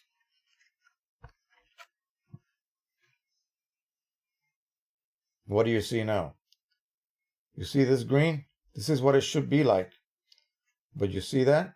That's what it actually printed. So a huge correction needs to be made, okay, during the profile creation, so that when it sees this color, this value, it doesn't produce this really off looking rendition of it. And some of the colors will be slightly more visible as far as the differences go. You need to really look at this. Now look at this right here. Bingo and bingo. And see the difference here? And again, you might not be able to see this very clearly in this kind of environment, but you can see the difference. The ICM one, there is a big difference right here. Big difference. Bottom is ICM with a profile, okay? Look at that. Look at this. It's a big difference, okay? You can see it. And again, so what is happening? This one is being printed uncorrected, okay? As best as the printer can do, okay? So I wanted to show this to someone so that they could see the difference. Now let's look at the transition. Again, this is going to be really, really difficult to see. Look at the top one. The top one is with an ICC profile. The bottom one is without. Check out this region right here compared to that region right there. Let me hold it up. You see that? Huge difference. So again, look at the ICM neutral patches. And then look at the ones without color management. And again, this is going to be influenced by the color of the monitor, whatever. I got my control panel here in front of me. But again, you will see the differences between something printed without any color management and something printed through an ICC profile, custom made for that paper, printer, and ink. The results will be perfect, almost perfect with the correct profile applied. one of the questions I was asked is, I have a Canon printer and I got a ton of Epson paper. Can I use it? Well, sure, you can use it as long as it's a compatible surface. Formulations between, Epson inks and Canon inks may fluctuate slightly. But again, remember that third-party papers that you buy from many of the other companies, not Canon, not Epson, you can buy third-party papers. Well, guess what? We have about 6 to 7 major paper mills in the country. And they make papers for many different companies, okay, many different brands. And they may come off the same roll, okay? And they just basically rebadge as some other brand, okay? Some other name, some other configuration. So again, you need to find a paper. The reason I brought this up is because somebody tried to print, I think it was a Pro 1000 using a Epson paper, and they were getting a bit of what I believe is what I discussed really early today. Papers that are fine art, that coating is so fragile that it causes problems almost when you're printing a very dense area that's going to require a high density of ink. It gets wet, it gets mottled, it gets, it begins to lose the dot structure, and you get nothing but a mess. Yeah. So that happens. That's not saying that paper on a properly set up Epson printer would not work. Of course, it's designed for that because it's an Epson paper. They apparently have a lot of it, and they wanted to use it on a Canon Pro 1000. No, baloney. A Canon P Pro 6000. Same thing, just bigger. So they were having problems with that. And I kind of said to them, well, I think it's a paper incompatibility problem. So again, sad if they cannot use that ton of Epson paper they have on hand. That would be sad. But again, you would have to, and I believe they told me that they have ICC profiles that they created themselves for that combination. So if you have some weird reaction like that, and it just looks like there's too much ink laid down, yeah, then you have to adjust. Because what happens is, just because a paper has a semi-lustrous surface and is classified as a Barita paper, one of those barium sulfate coated fine art papers that are not going to be RC. They're not going to be resin coated like these. This is plastic. This is plastic. This is plastic. This is not a real high quality rag paper. This is just plain plastic coated paper. They dry instantly. Great. I mean, for most handling, yeah, it will stand up to your, mistreating these, and nothing will happen to them. I could soak that in water and the ink will not come out. So, or smudge or anything like that, or even leak. So, what happens is that the paper, by having a semi-luster surface, they may tell you to use a matching semi-gloss or semi-gloss or luster sort of, choice that may exist in that driver. And that choice may ask for a lot more ink density. Maybe this does, maybe it doesn't. You don't know that until you try. So you may have a perfect match for that surface, but not a perfect match for the amount of ink or the density of ink that's going to be laid down. And you may have problems. Again, it's very tricky. That's why the Pro series of Canon printers has the ability to create your own media configuration. So I suggested that they do that. Adjust the ink density to the optimal condition, platen thickness, all of that stuff. Everything that they need to do to custom build a media configuration that they can then load onto the driver, and you'll be able to actually see it on your drop-down menu. You'll see whatever paper that happened to be. You give it a name, of course, everything, whatever you want to call it, it'll be there, and you'll be able to access it. And all of the settings that you went through painstakingly during that media configuration process will be then applied. Reduced ink density if that's what it needs to do, or increased ink density if that's what it needs to do. The thickness of the platen gap, All of that stuff will be taken into consideration, whether you have to load from the top feeder or the manual feeder in the back. All of that will be immediately automatically triggered. Yeah. So that was kind of interesting. Now, a friend of mine just sent me this Christmas. He made some labels for me, address labels, and he sent me this little card. You see that? Except watch this. Glossy in the back as well. Isn't this what everybody wants? I mean, I can stick a stamp on this and drop it in the mail. Done on the P800, by the way. So, what paper is this, Jose? Well, this is Red River. What is it? Oh, gosh. Oh, my God, I forgot. Pecos Dual Gloss. Pecos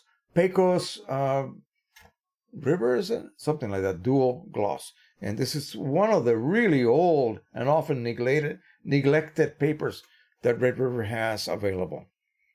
Dual coated gloss paper.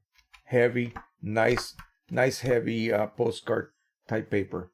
Again. And I think he made a template, and great work. And it works. I mean, it works. And so I'm going to look into this because, heck, I want to make some cards too. Why not? Why not? So Pecos, let me look it up because now I'm curious, guys. Now I'm curious. Make sure that I lead you in the right direction. For those of you who want to do note cards, now this is not their pre-scored cardstock. Not that. Let me see if I have. I used to have a link to that before. Anyway, I will look it up. Red River Papers. Red River Papers. Okie dokie, here we go. All right, let's go ahead and switch over. Gosh, I keep doing that. Red River Papers. So shop by any size. Paper type. Let's go and try paper type. We got glossy papers. Boom. And double size glossy. And here we go.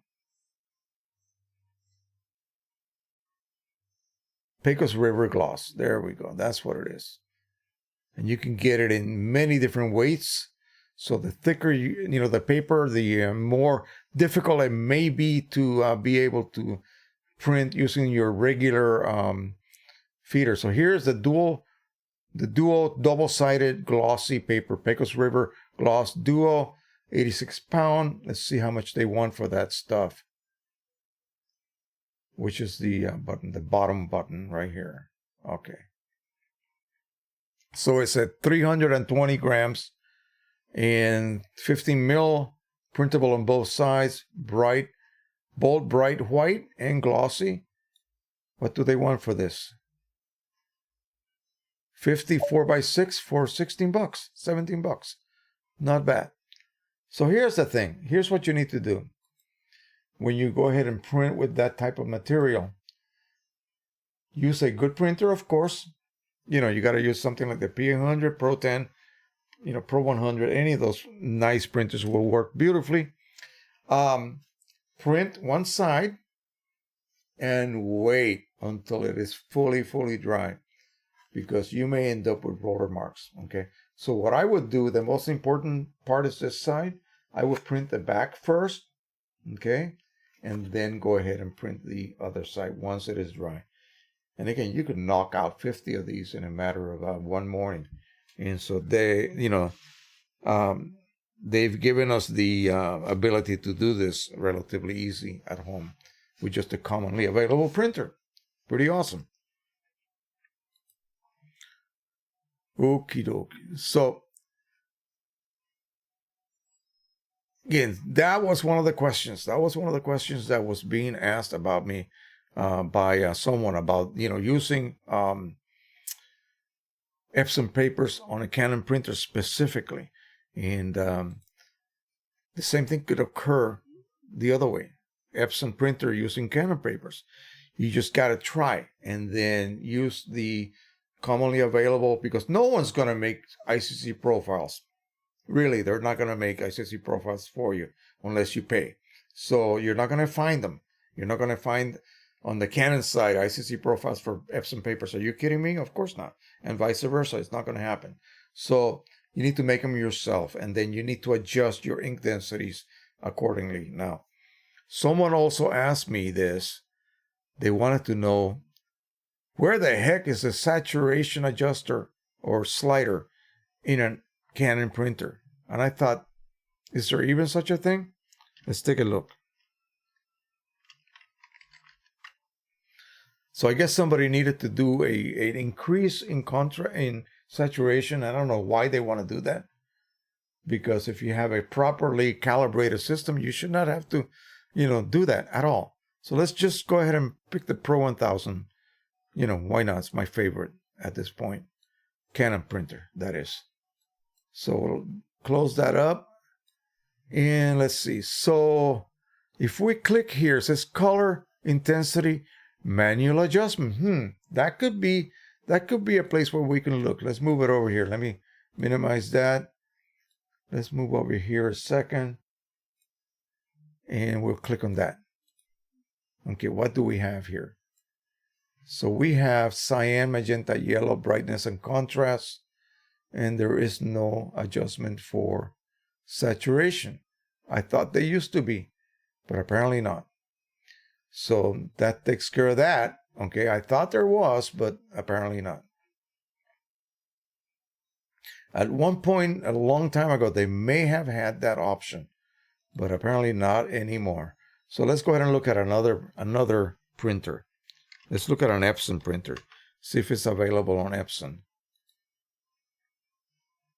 So we'll pick the, the 3880, an oldie but goodie, 3800. Okay, so how do we find any of this option? User defined, blah, blah, blah, blah. How about here, color and photo enhance, color controls advanced. So here we go. This is all manual stuff. And indeed, you do have a saturation level slider. Contrast, brightness. So apparently Canon did away with that, but Epson kept theirs. Isn't that interesting? So now I got to go back and apologize to this person, because I thought for sure there was going to be a saturation adjustment on the Canon printers. Apparently not. All right, let's see what else we got here. We got a couple of more tabs to go through here.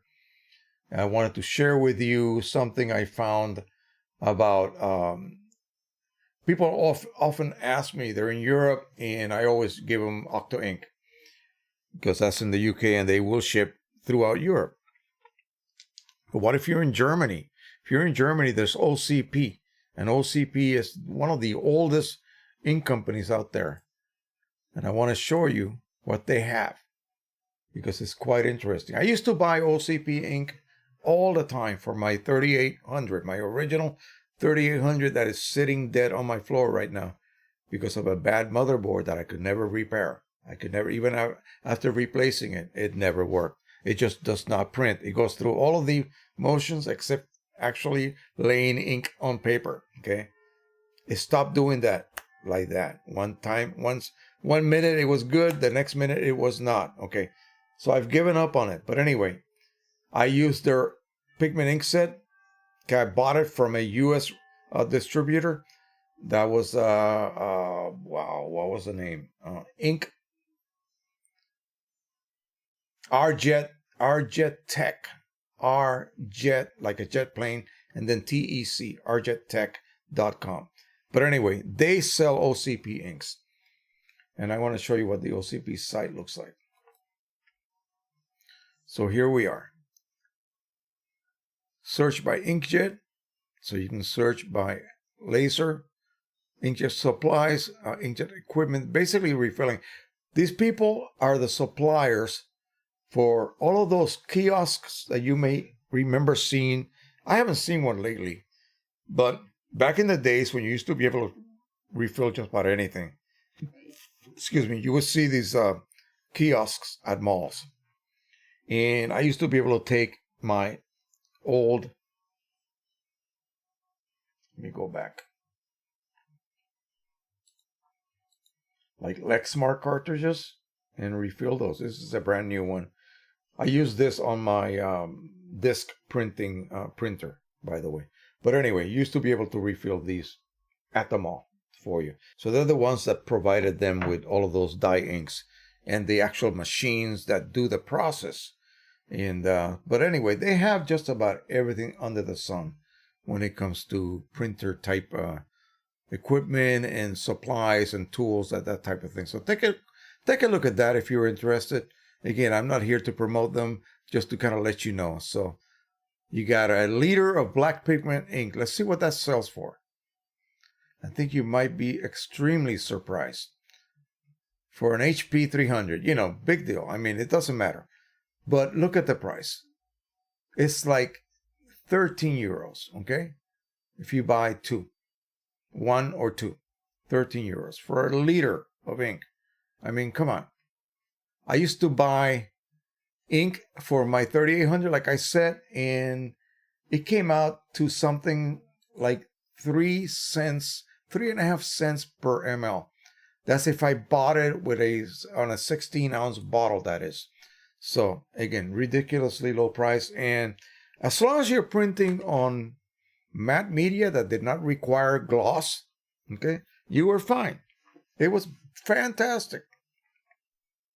It was the ink that I used when I was learning how to print on that Canson watercolor paper. I first used the 3800 for that. And that particular matte black ink from OCP was incredibly dense. I think it's as good or better than this high density HD inks that they're being sold now for the Epson, Sure Color series. I think it was much better than that. What about you want to reset your Epson printers, ink counters? How about the chipless solution? All of this stuff. 2manuals.com. Let's jump over to that. Okay, so take a look at this as well. I'm going to turn myself off here because I'm blocking some of the site. Okay. So you can download the Wick Reset utility here. You can buy a reset key. And let's watch a video real quick here. I think it's only like 30 seconds. What it takes to reset, for instance, an Epson L220. Okay? Let's go ahead and read and watch that.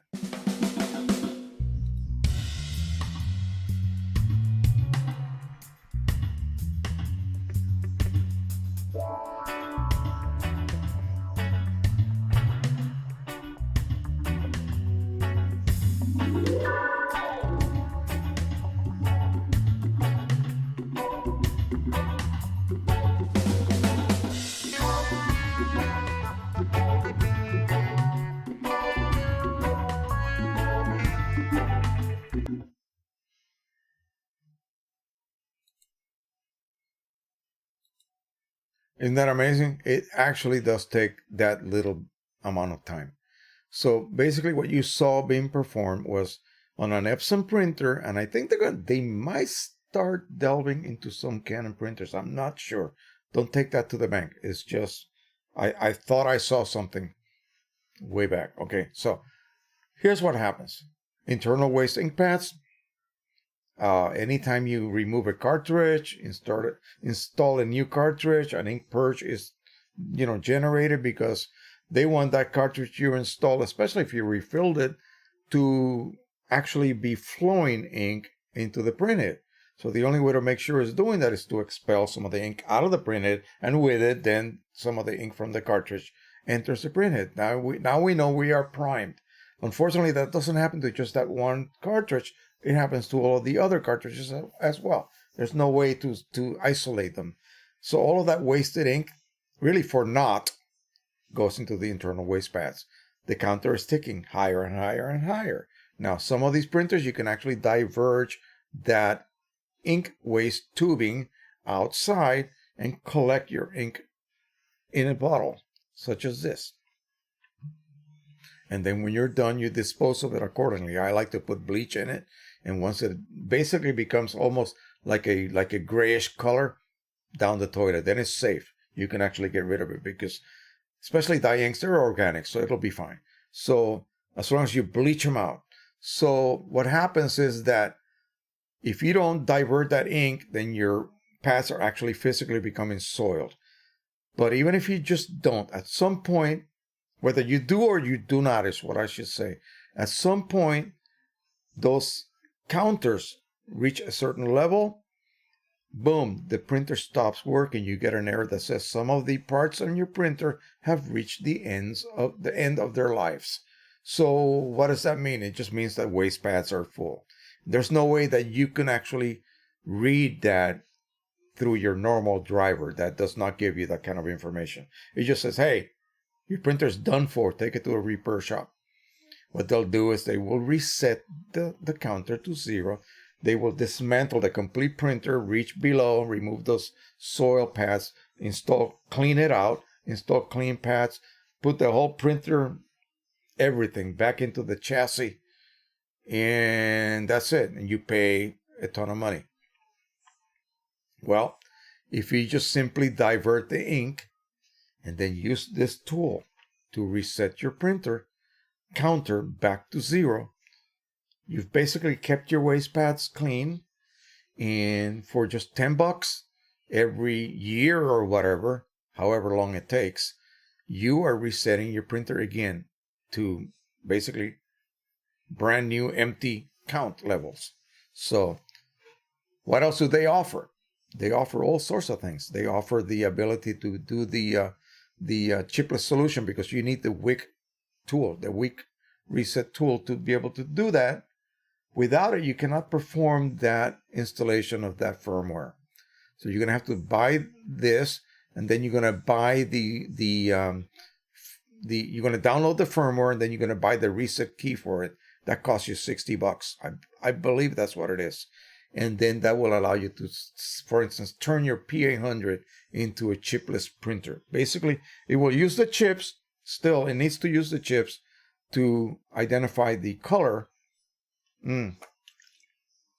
But it will always display a full display of ink. So that's how it works. The printer just never receives information that you are actually lowering your ink levels. It just never does. Now, if you look up on YouTube, you will be able to find lots of these types of videos showing you how other printers are reset. Now, what if you need to perform some sort of work? Well, I believe that they also sell so-called service manuals. And again, I haven't gone through every. Here we go. We have most wanted service manuals with excellent live support. Online download service. And here's the list of service manuals. This is chipless. Oh, these are the activation keys for all of the printers that they support for chipless use. Amazing. So anyway, have a look through this. It is simply 2manuals.com. I will put that link on the chat, and you guys can go ahead and enjoy that. You can have a look at it. It has probably stuff that you will not find anywhere, okay, at all. So that's another good source for stuff and information. All right, let's look at this. This is my latest. Gosh, I keep doing that. I'm not saying goodbye yet. This is my latest batch of videos right here. Okay, so this is what I was telling you guys, and I'm going to show you. This is on my site. This is not what you guys get to see. So I'm going to just click on it and arrive at my links. Here's my description. Again, Canon cleaning cycles. Why again? Yeah, we're going to discuss that. Yeah, we already did. Why are we discussing this again? People are not getting it. But look, below that, immediately below that is all of my links. And this is what I get asked daily, what about this? Do you have a link for that? Just look here. It's all right here. Okay. Lots of different links and what the links are for, what they will lead you to. So let me show it so you can actually see it. Oh, big dummy. Here we go. Now you can see it. So here is the video page where I was at. And again, oh, but do you have this on all your videos? Yeah, all my latest videos will have this series of links. There we go. They're all right there. Okay. You want to look at my merch? You want to look at my channel? Give somebody my channel link right there. You want to join Patreon? You want to donate by PayPal? You want to go to my affiliate page at Amazon? There it is. Facebook private group link. My products website right here. Custom paper profiles. You need some profiles made. Here's the link for that. And here's Rick Johnson's link for his store on eBay for, you know, what we discussed earlier, all those cartridges and clips and plugs and you name it. QImage 1. If you're a Mac user and you want to use QImage, this is now QImage 1 is for Mac. They also have it for Windows. This is a watered down version of QImage Ultimate.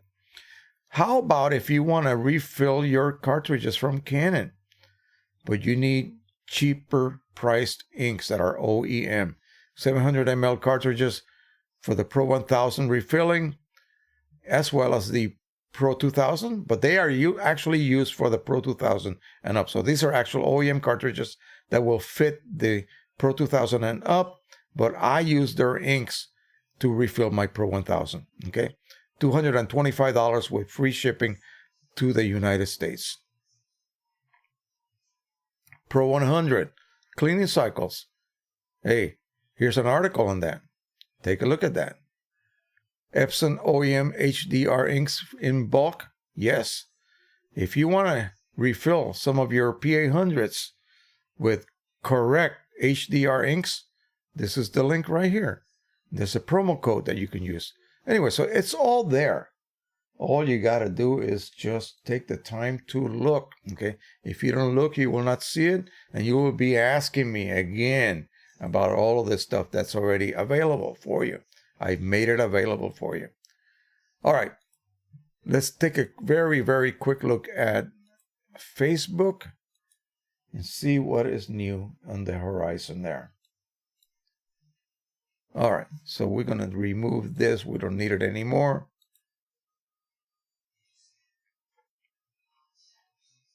And this is my latest video, refilling needs, what you need to get in order to properly refill your Pro 100s. And we already demonstrated that live here with you guys.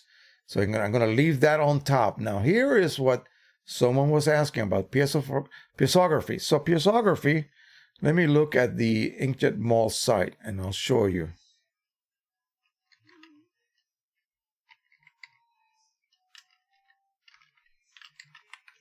Hope I typed that in correctly. Cone Color Pro. Okay, so this is it. So we're going to go ahead and do the piezoography right here. Okay. They really go deep into this because they're the ones that created this process. So if you're interested, everything is right here. Okay. Inkjetmall.com. Okay.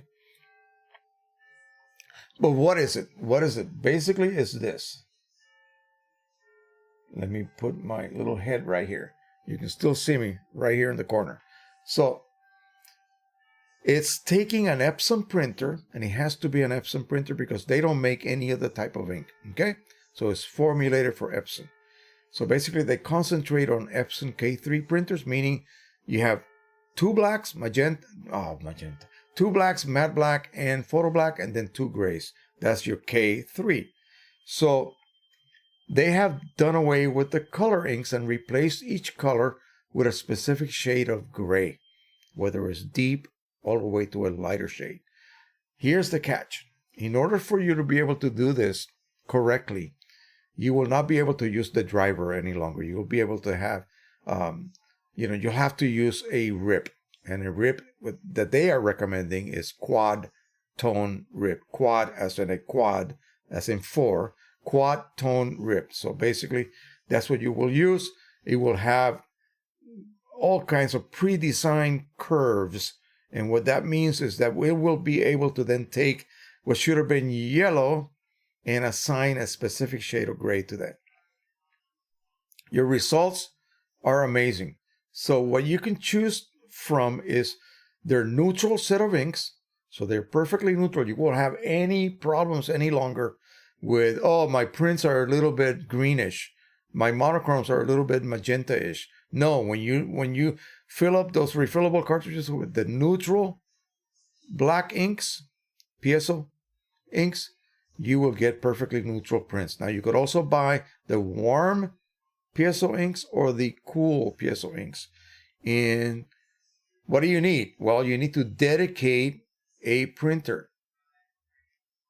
And the 3880 is what he's using. And again, I think over here he's comparing the same images done on the Pro 1000 using black and white mode. So anyway, that's really interesting. So again, remember,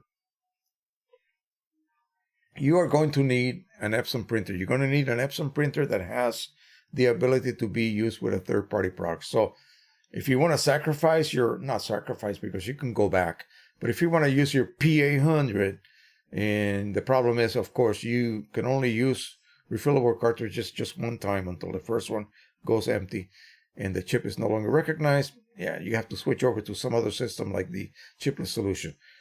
Keep those refillable carts in place, load it with piezo flush. That printer will be only for black and white now, okay? Forever, if you choose to keep it that way. And the inks are great. I've used them before. They are not going to clog your printer. They're configured the same way as original Epson inks are, microencapsulated. Again, like I said, if you buy the warm set, you will get consistently slightly warm. I'm not talking about sepia tone. I'm talking about slightly warm and slightly cool or perfectly dead on neutral. It's not cheap, and you do have to dedicate a printer. So in the case of me, I got a couple of Epson 3880, a 3800 that I could be using for that. I got a R3000 that I could be using for that easily. Okay, all I got to do is provide refillable cartridges and just load them with those inks, and then learn how to use the RIP software to be able to print your prints. And there's a lot of information about that. And they run workshops. I think they're up in Vermont. So they run these workshops that are strictly for piezography, black and white printing, all of this stuff. They do all sorts of things. They were the pioneers that came up with this system. So they sort of own it. And this is right now, I think, right on the very top news on my group, my Facebook group. So I know there was one person that was interested in that. Go ahead and take a look at that.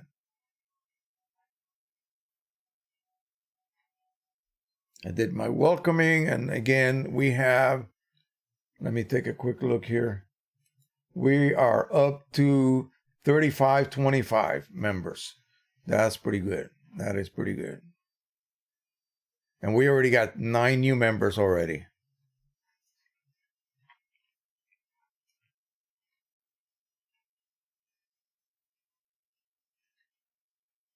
All right, this is an interesting question, and I'll probably deal with this as we'll go until 7 o'clock tonight, and that should be plenty. I got about another, how many more tabs do I got to go to? A couple more tabs. So here's the catch, and this is something that is applicable also on your, whether it's Epson or Canon. And I don't care what software you're printing with. So the guy says, this is Eric Johnson. He says, okay, guys, I downloaded a QImage tryout version. I want to make a paper size of 8 by 19. I made a preset page, meaning he made a preset or a manual custom paper size. It says print will be put on 2 pages. What am I doing? What am I not doing to get the 8 by 19 file to fit onto an 8 by 19 paper size. Here's the thing. See, you would think, let me go back to me. Oh, and Mike Cheney answered this one, okay? So there you go. But here's the catch. Here's the thing that you need to learn and well, accept. If I make, I don't care what size it is, custom size, as long as my printer can handle it. Let's just assume that 13 by 19 would be a custom size. In this case, is what was it? 8 by 19. Let's just pick that. 8 by 19. And then it creates an image that's also 8 by 19. Guess what happened? It won't fit. What do you mean it won't fit? Of course it'll fit. No, it will not fit. Because your printable space is smaller. It's smaller. It's smaller by the minimal margin that you have to have, period. It is etched in stone. I don't care if you use Canon or Epson printers. There's always going to be a minimum margin, and it's not equal either. You've seen this before on Lightroom, right? It's not equal either. So if you create a specific size image, 13 by 19, you don't have 13 by 19 amount of space to work with. Okay? You have a page that is 13 by 19 or 9 by 19 in this case. But you don't have 9 by 19 worth of space to play in. You do not. Okay? Let me show you really, really quick what happens. And again, this is a total newbie, thing that occurs. Let's go ahead and choose Q image. Why not? Since that's what is being used here. So Q image, the latest version, 2020-110. Let's make ourselves. Let's see what printer he was using. He didn't say. Oh, Pro 100. Okay. So we'll pick the Pro 100. We'll set that up in like that. And we will make ourselves a custom paper size. Now, if I don't do this correctly, and Mike Cheney is still here, he will take care of me. 9 by, no, 8. It was 8. And it really doesn't matter what size I pick, actually. By 19. Okay. And boom, and boom. So now we have 8 by 19. Kind of a nice panel, right? We're in poster mode, so let's go ahead and let me see if I remember how to do this. No, that's not it. Here we go. So we'll just do a center. Okay. Now, notice that I actually do not have 8 by 19. See what it says right there? Page size. In other words, the workable page size that you have because of those enforced non-printable borders gives me 7.731 by 18.685 inches worth of space. I don't have 8 by 19. So if I load an 8 by 19 image, it's going to say that it needs another page to finish printing it because it's going to print partially that 8 by 19 into this space, and whatever's left over is going to be printed on another sheet. That's how it is. Oh, what am I doing? I'm not showing you this stuff again. Okay, I need a director here to help me. Okay, so we're in Q image. I set up an 8 by 19 page size. There it is. But look, right here, 7.731, 18.685. That's how much actual working space I have. So whatever image I lay on there is not going to print, especially if I create a specific image that's 8 by 19, 300 ppi, and I drop it in here, it's not going to fit, okay? Partially, it's going to be printed here, and then whatever's left over onto a secondary sheet of 8 by 19. So what it needs to do, since this cannot be made into custom This cannot be made into borderless. Okay, so we can get rid of those margins. This is an odd paper size. You cannot print borderless to that. Then you're stuck. So what you need to do is fit that image. Okay, just fit it. And we're going to go here. Let me see here. Oh, it won't even fit. See that? It's still going to force it into that. You see what I'm saying? So, no, you cannot do that. So even if I had the proper size image, there's no way that I can, fit it there because I have less room to work with than the size of the image. And this is what that poor guy is not really getting. And again, it's not an error. This is the way printers work. There's no way of getting around that. You have a page size and the actual image size. And so in order for him to be able to do that, you could not possibly create an image that would be, say, 8 by 19. It would have to be like 7.5 by 17.5. That would fit. Or no, 7.5 by 18.5, and that would fit. Okay. So again, in QImage you can make a cell and that'll fit as well. That would be the best way to do that. All right, let's see what else we got.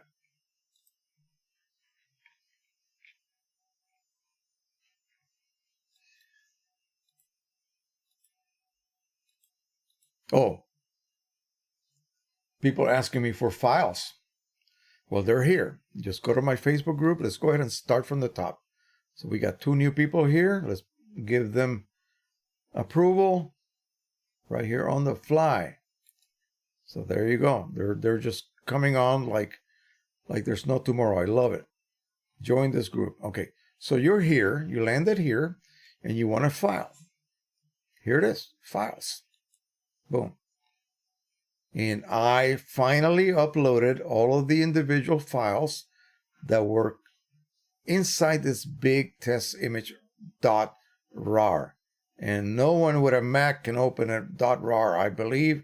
So I decided to load the files enclosed in that RAR. Windows can, but I don't think Apple can, right here individually. So you just go ahead and download a PDI test image. Now, what do these look like? Let me show you what they look like.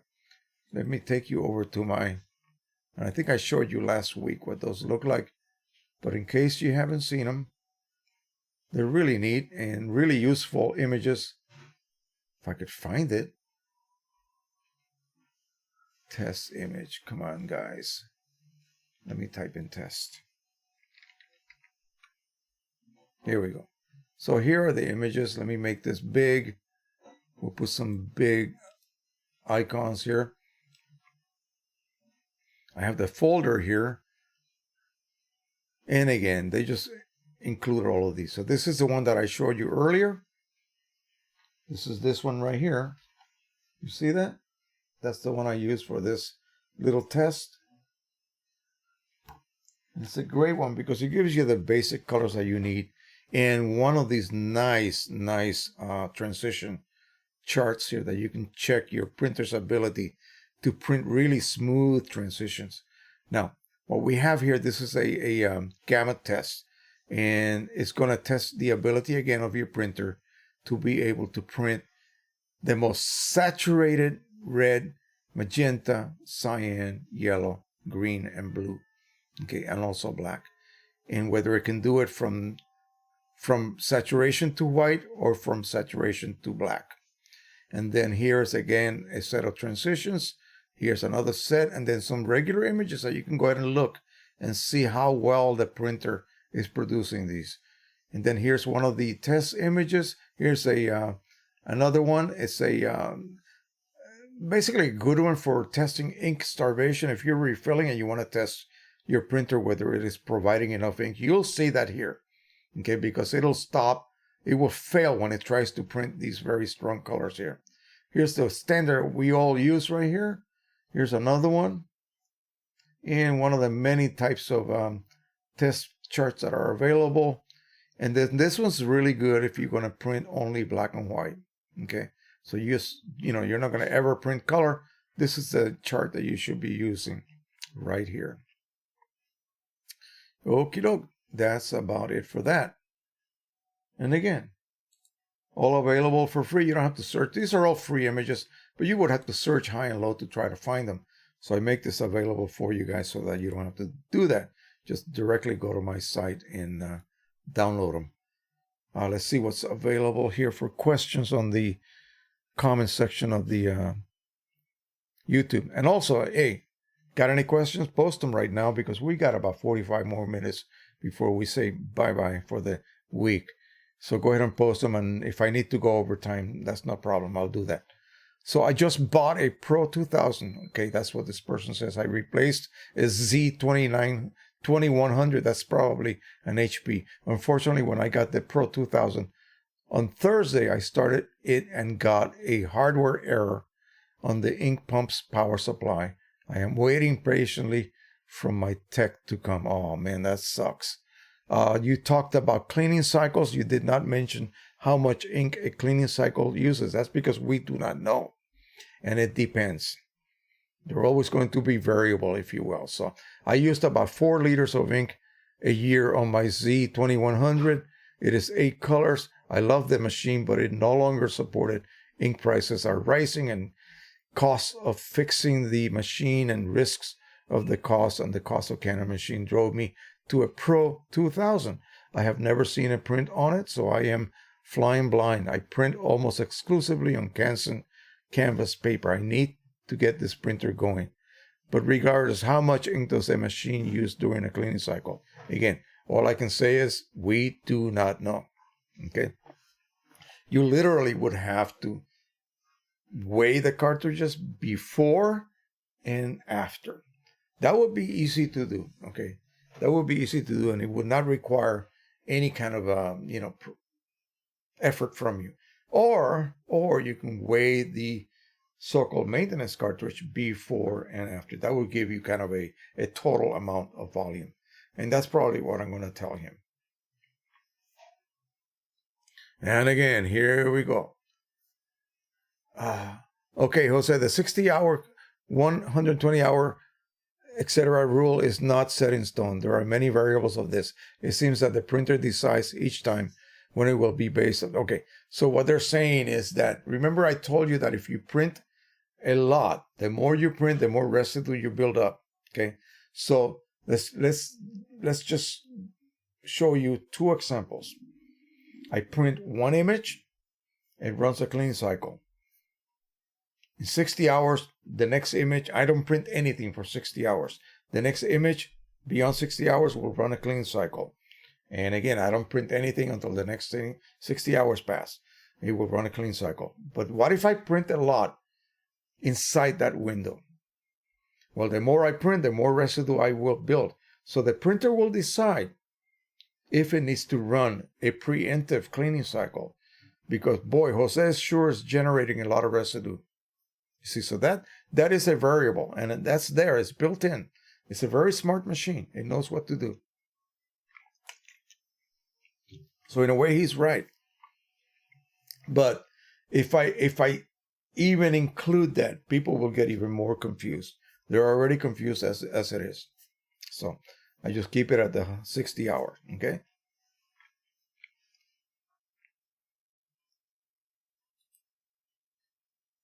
And that would occur if you print a lot. So if you're a very consistent printer with a Pro 1000, you will see it. It might be 50 hours. It might be 40 hours.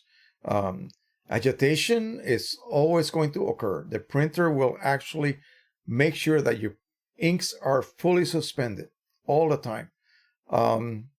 Again, go ahead and look at my comments. Go to my comments section and just look at the latest video that I did. Canon cleaning cycles. Why again? That's what it's called. The very, very latest video. And look at the comments and read what Apostle Mamiya just wrote and provided. I'm going to reply to him and thank him for that because that's really good information. That's for someone who is actually using that printer pretty much consistently. A lot of us Pro 1000 users, yeah, we fail. We totally fail at putting that printer to the number of print jobs it should be producing daily, okay? Daily, not monthly, but daily. And so that kind of will sort of explain to us. For those of you who say, wait a minute, I just noticed a cleaning cycle, it wasn't even 60 hours. Yeah, because it needed it. It needed it, so it did it. The more you print, the more you have to do it. Remember what I said and suggested, and I pray about and dream about, that they introduce some sort of side cleaning system that'll use a cleaning fluid rather than waste our ink in performing maintenance, which is really crazy. It would be like using the most expensive something or other to perform a menial task. You see, I want to use cheap Windex to clean a window, not some expensive, $3 per ml type fluid. No, of course not.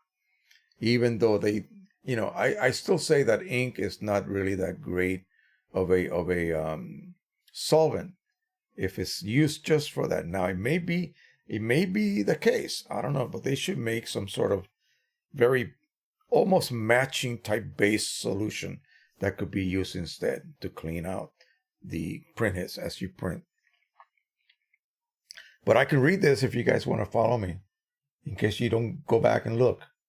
I think we should read this. Let's make it big.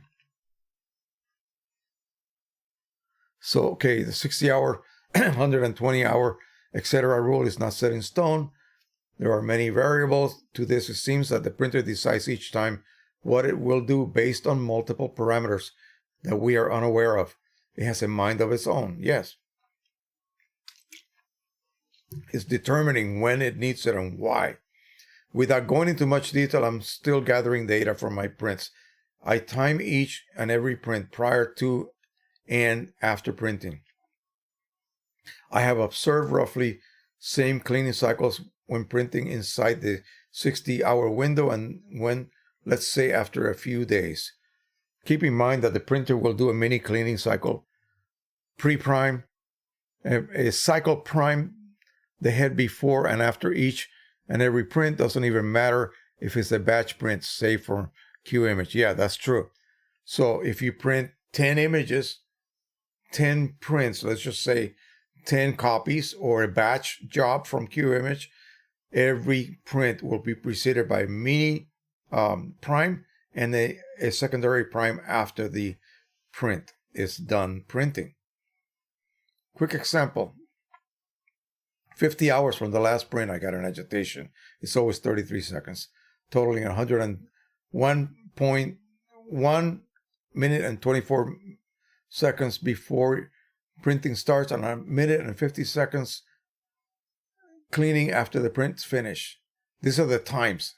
Okay, not lengths of time, but actual times when they occur. Another day after 75 hours from the last print, the same as the previous example. When in theory, the cleaning cycle should have been longer. It did not agitate that time though. Yeah, it actually knows. Another day after 195 hours from the last print, again, got agitation. This time pre-print 1.36 versus 1.24. So slightly longer, but I will definitely say not massive difference. And after print, the same 1.50. The times differ ever so slightly each time, even when printing back to back, except for agitation. That's always 33 seconds. But from what I have observed, the times pre and after the print are roughly the same. And even after 200 hours. Oh, wow. Okay, so that's really good to know. Now, the printer is always on, and I've never let it without a print for more than 2 weeks or sometimes that long. When my data is conclusive, I will include weighing the maintenance cart. I will post on your Facebook group my finding. Awesome. See, this is the kind of stuff that we need. I just don't have the time to be doing this. I really do not. This would just be beyond, not that I could not do it, but it's just beyond what I can do for this channel at this point. That would take so much time to do. And this guy is dedicating himself to gather this amount of data. And this is the kind of data we do, because we're basically speculating from what was reported ages ago about an ancient nowadays printer, the 9500 Mark II. That's where all of this came from, or originally. The idea of these cleaning cycles, that's where it came from, okay? So the Pro 1000 may be a totally different animal, okay? And we'll have to revise our findings as people start reporting this type of data, and this guy's really taking the time to do this correctly. And let me see, someone else is. So anyway, we're going to look at this very carefully. It's the best I can do. And we'll see what that brings to us Pro 1000 users. I mean, that's what we need. We need some really good data that is actually verified by other folks. That's what we need. So let me look at the chat. I think we're done with the tabs here at this point. We'll look at the chat, see what else we got, and maybe we'll call it a slightly earlier night. I gotta eat supper. I haven't had that yet, so let's see what else we got here. We got about 30 folks here at this point still.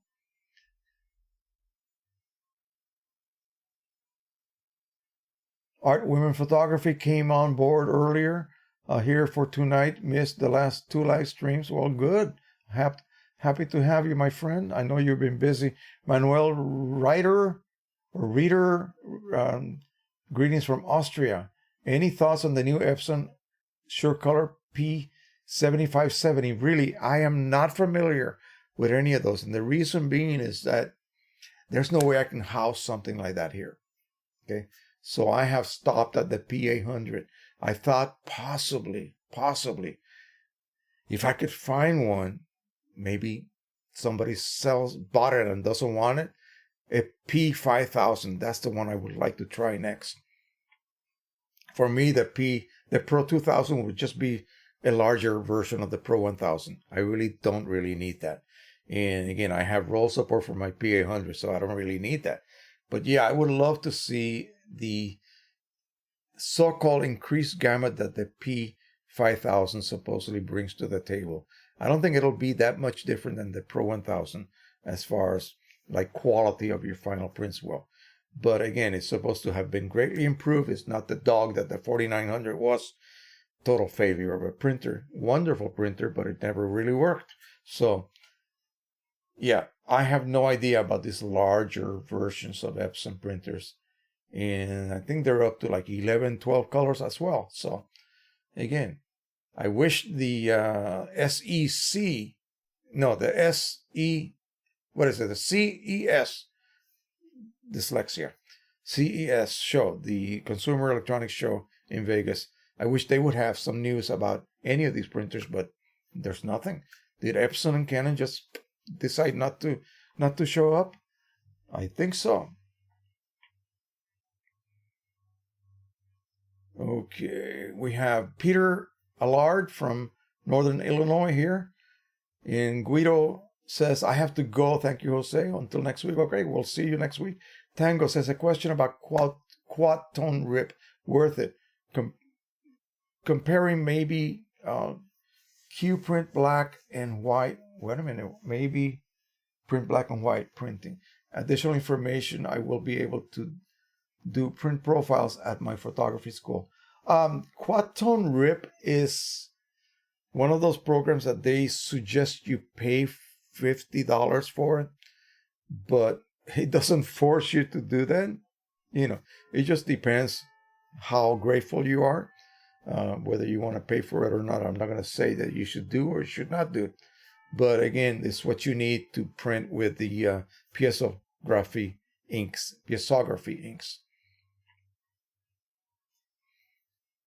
Art says, please remember to leave a thumbs up for Mr. J. Yes, please do that. If you like what we have seen put out here, we got 36 likes, 28 people still here. That's awesome. Thank you guys so much. And don't forget that link that I put there for the 2manuals.com. Take a look at those. You'll find lots of things.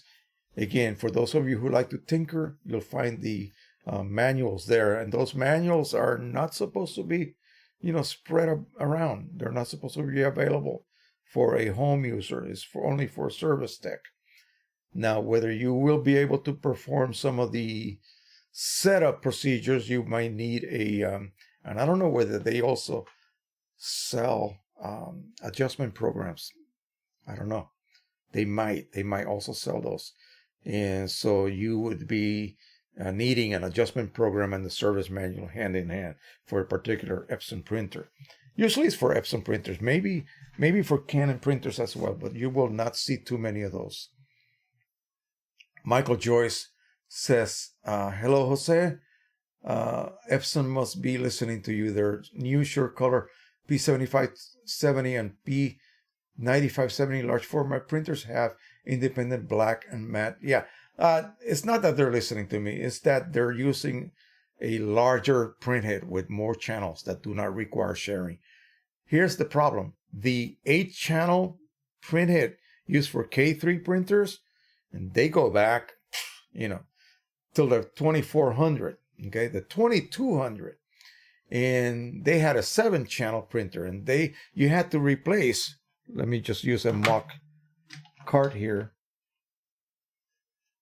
I'll just use a Canon printer cart. You had to replace each black manually. So you had one channel for black, and you printed with photo black or matte black, and you replaced that cartridge. It used the same chip except for a different color code. So it knew which black it was. Okay. It just allowed it to be recognized properly just in the same slot. Later on, they decided to add an extra gray to the ink palette. So they went from a 7-channel printhead to an 8-channel printhead. And then they were still sharing that same black channel. They had 9 colors now, but you still shared it. So you still had to do the cartridge removal. 2880, the same thing. So now they got that really good quality 8-channel printhead, but they insist on a 9-color palette. So then they say, well, we're going to do you a huge favor, folks.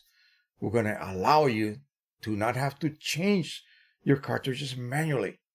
You're going to be able to load them, and you'll have to perform an auto black ink switch.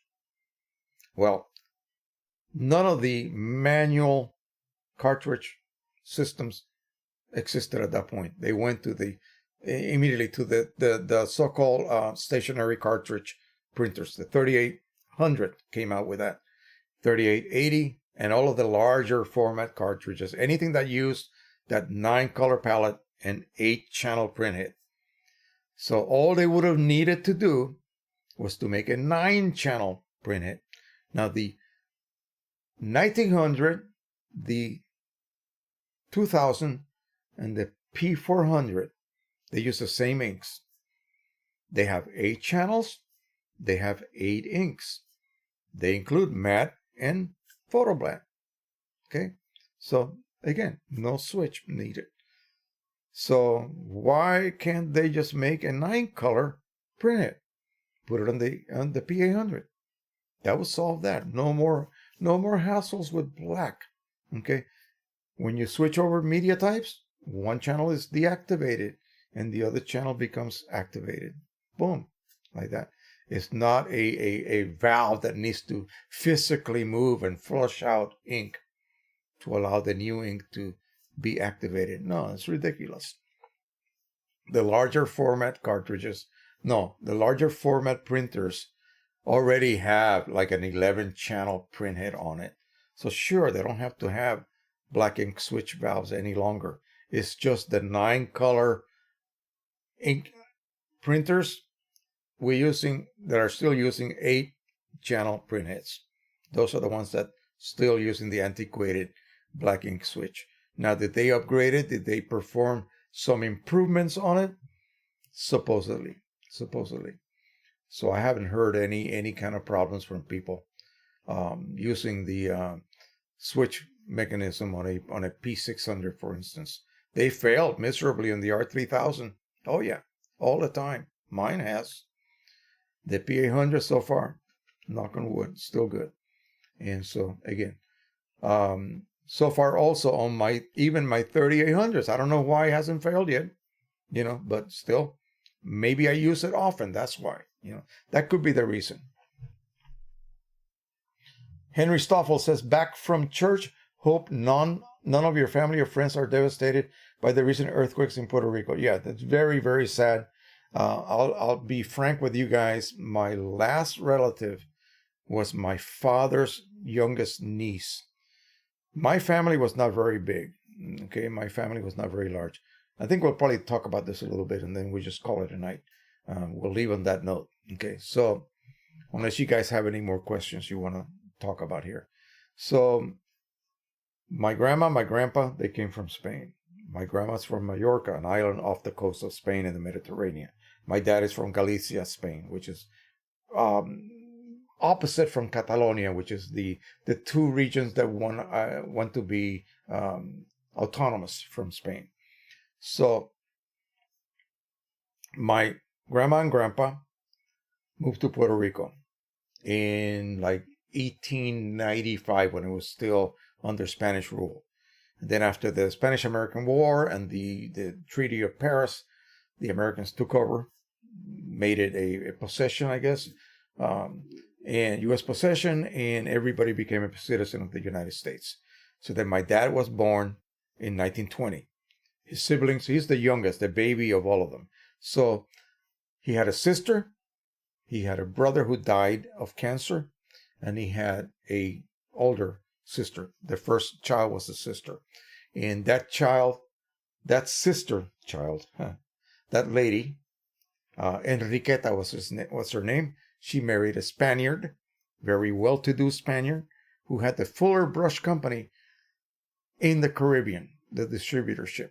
Okay, so we lived in his humongous mansion of a home that took a whole city block, totally fenced in, gardens and fountains, and you name it, every sort of luxury you could imagine. My parents lived upstairs, they lived downstairs, and the business was downstairs. My father worked for him.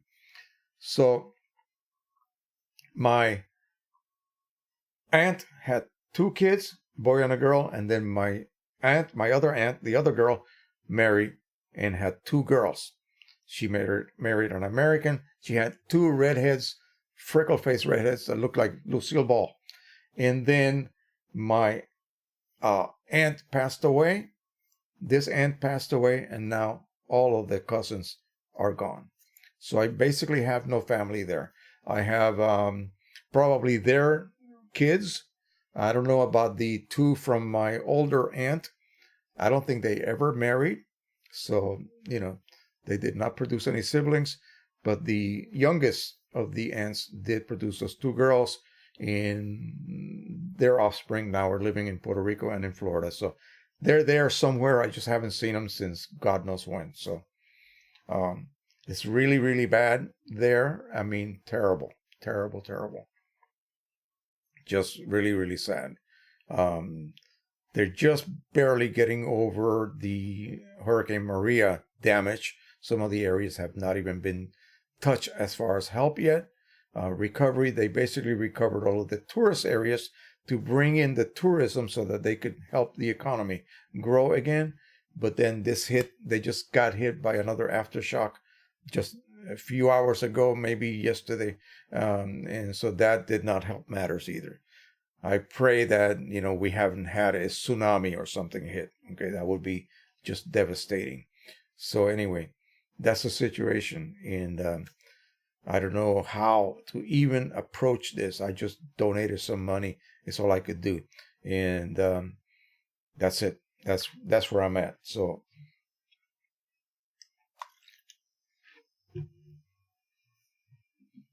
if I print a picture from a web browser, that's a JPEG file, do I select the ICM profiles when printing? You mean directly off of a site?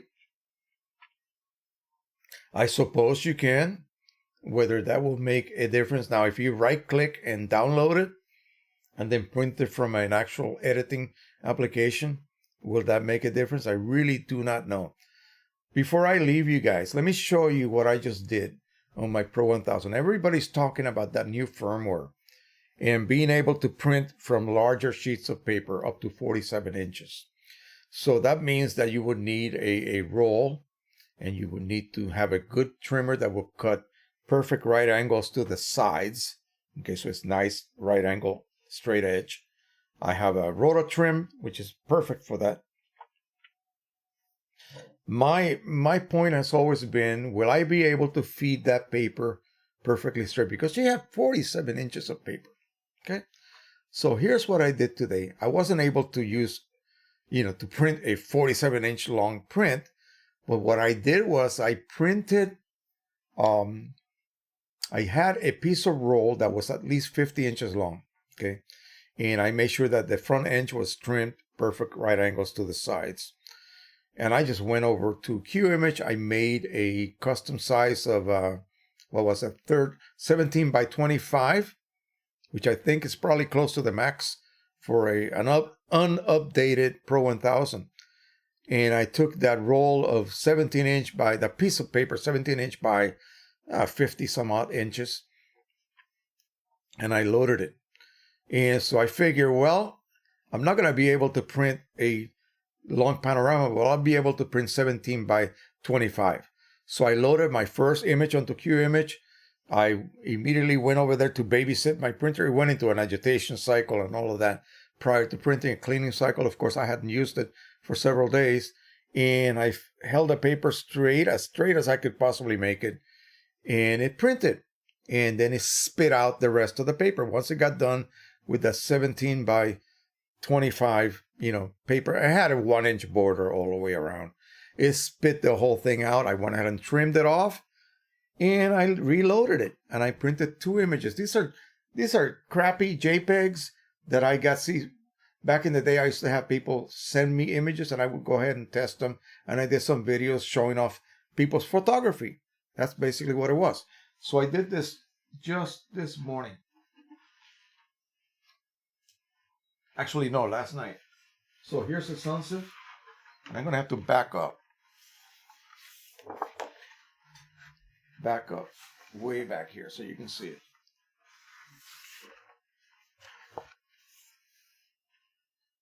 You see that? So this came out, perfectly aligned. So I may have to take back my words about not being able to align long papers with the Pro 1000. So I trimmed that off. Okay, I got done trimming that off. And I printed this one. Horizontal image. And again, let me back up here so you can see it. And the borders are even. They are not tapered. They are not off. They are even. So apparently I was wrong. So if you're careful enough, you should be able to line up those long sheets of paper that you guys are dying to be able to print on the Pro 1000.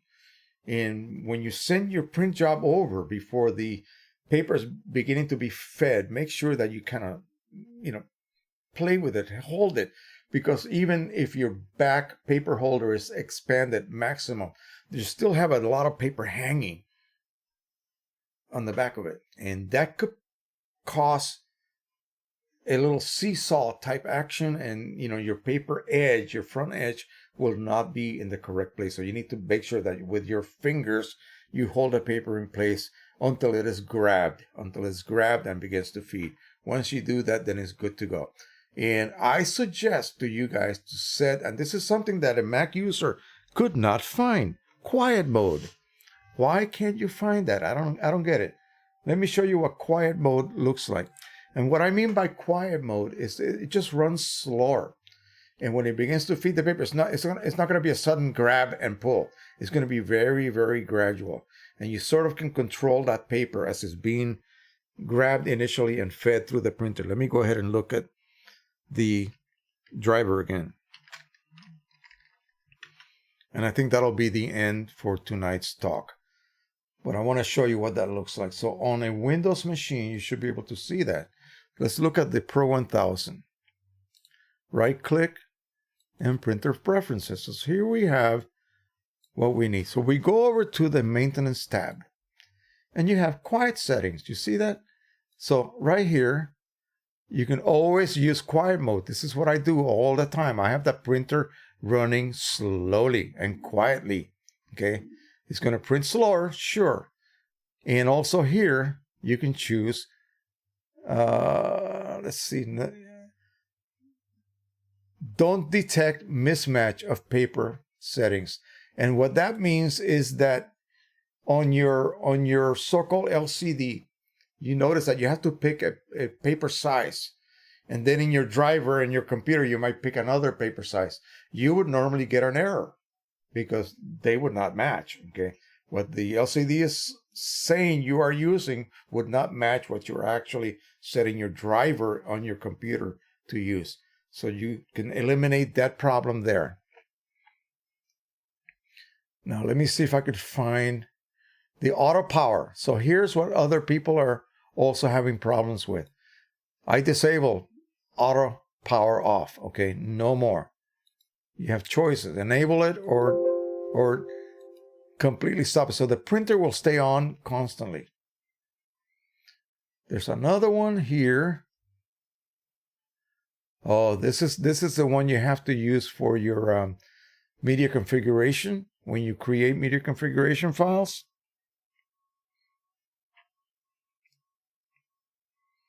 I'm trying to look for the one that allows you to avoid abrasion. It's situated in a slightly different area here. This is not that.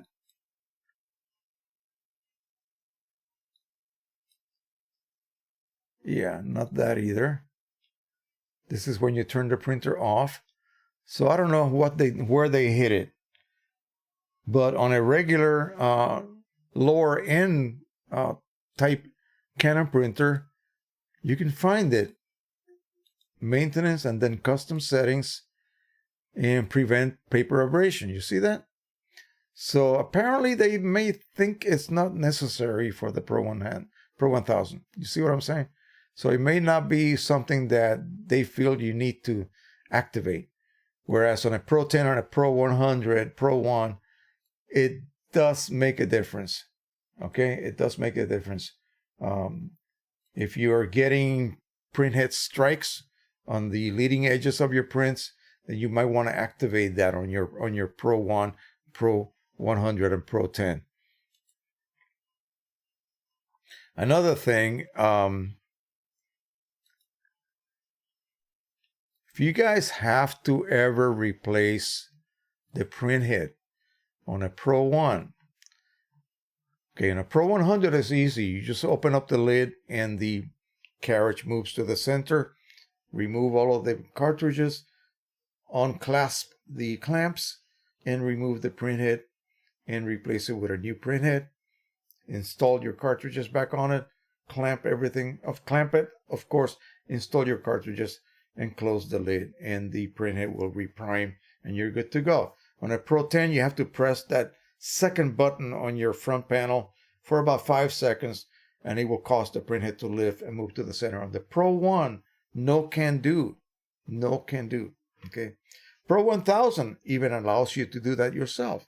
It's got a procedure that you can access through your LCD screen.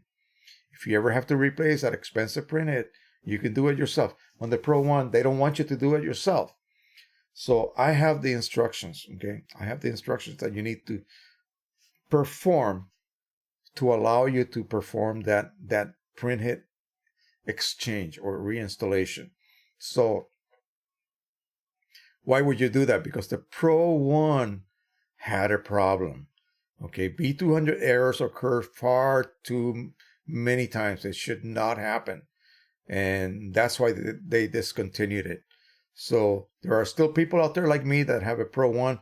Thank goodness I have a spare printhead right now, just waiting for that day when I will have to change it again. And so you guys know, printheads have to be replaced on a Canon printer regularly. On a printer like the IPF 6440 or 6400 or 6450, this is like the best.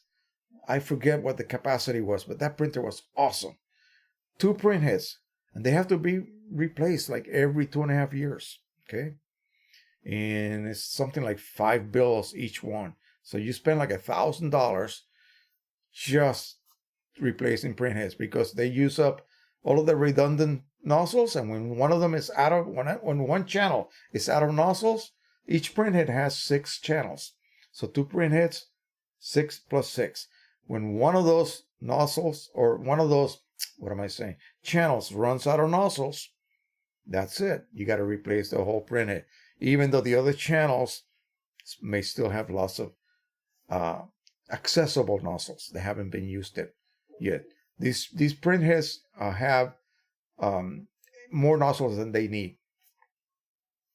As you burn out nozzles, that's what you're doing on a Canon printer. The unused nozzles come into play. I mean, on the fly, you don't even see it. So you don't know, you have no warning when the last few nozzles are left, okay? And you know that in a few weeks, you're going to run out of them and you're going to need a new printhead. That's how it works. And so that is one of the things that you have to accept when you have an IPF 6400, 6450, or any of the larger Canon prior to the new Pro Series, okay? I believe that that's the way the Pro 1000 works as well.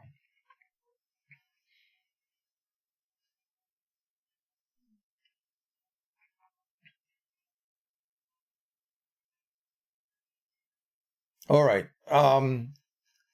Kevin, I really appreciate that, but we'll just leave it out of the live stream. Everybody can see what you just posted. So, but I do appreciate that. Yeah, I wish. Jeff Thompson, quiet mode also easily found on the Printer Utility Pro 100 on the Mac. I don't have a Pro 10 or a Pro 1000, but I suspect it is the same. Yeah. Somebody told me that they couldn't find it. So I was like, why? I don't have a Mac computer, so I cannot go back and look at the driver configuration just to see. But I just wish that Canon, why is it, Jeff, you're a Mac user, you're a Mac expert. Why is it, before we go off, we have 9 minutes before we go off, tell me why Canon and Epson does not make a driver that has a similar, at least similar user interface. Why? Is it because of the way Mac handles color management with color sync and all of this that of course Windows does not use? Is it because of that, or what? I mean, I think they should make, QImage for Mac and QImage for Windows, QImage 1 for Mac and Windows, it's pretty much the same exact interface. So why can't drivers be more closely designed so that if I show you a procedure on my Windows driver for the Pro 100, you should be able to find the same setting in the same order that I performed it on my Windows, driver. And if I did it on a Mac driver, then a Windows user should be able to also find that procedure in their driver. Because they're lazy. That's why Canon and Epson make no effort to make their driver layouts look similar. They're also lazy as far as making sure that when Mac announces a new OS update, everything should work, right? We should not. If I was a Mac user, I would be pissed that I would have to wait a couple of weeks for a utility to be made compatible. Come on, get off your butts. I know there's a difference in, a percentage, how many Windows machines and how many Mac machines are out there, but it should be the same. It should be at least similar, I know there are some differences in the way the operating systems work and how they manage color. But again, the so-called interface should be pretty close. Charles Rios says, "You're awesome. I have learned so much from you. I have a Canon Pro 100. I don't print for 3 days. My cyan clogs." Wow, really? That has not been my experience. If I don't print for 3 days, my cyan clogs, not all, just that one, sometimes black. Could it be that I need a new printhead? Well, how old is the printhead? How old is the printer? And do you refill? Are you refilling, or are you just using straight OEM cartridges? That's big. If you refill, then your cartridges may be losing their ability to feed ink.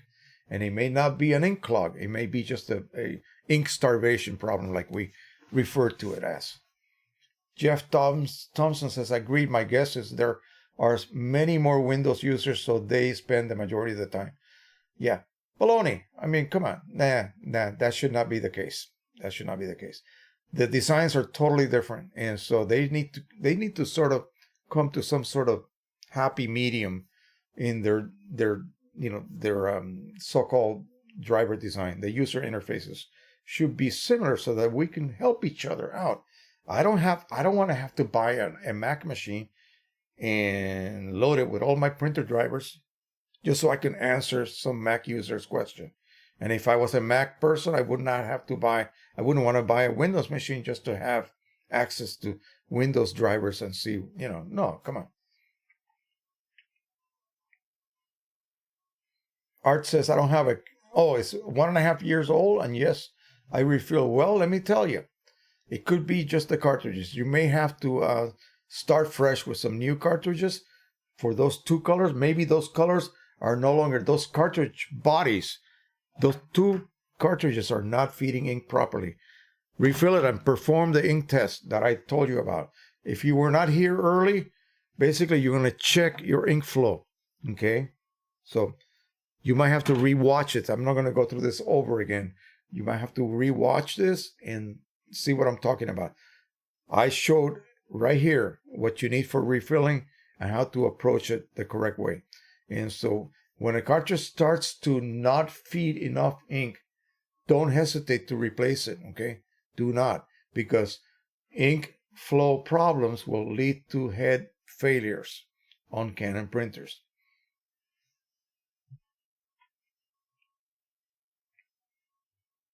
I don't have a Canon. My Epson driver has a quiet mode on the interface depending on the application you're using. Is there an option? Is where the option is found. Okay. Charles Rio says, with the recommended tool you mentioned. I don't know what you mean by that.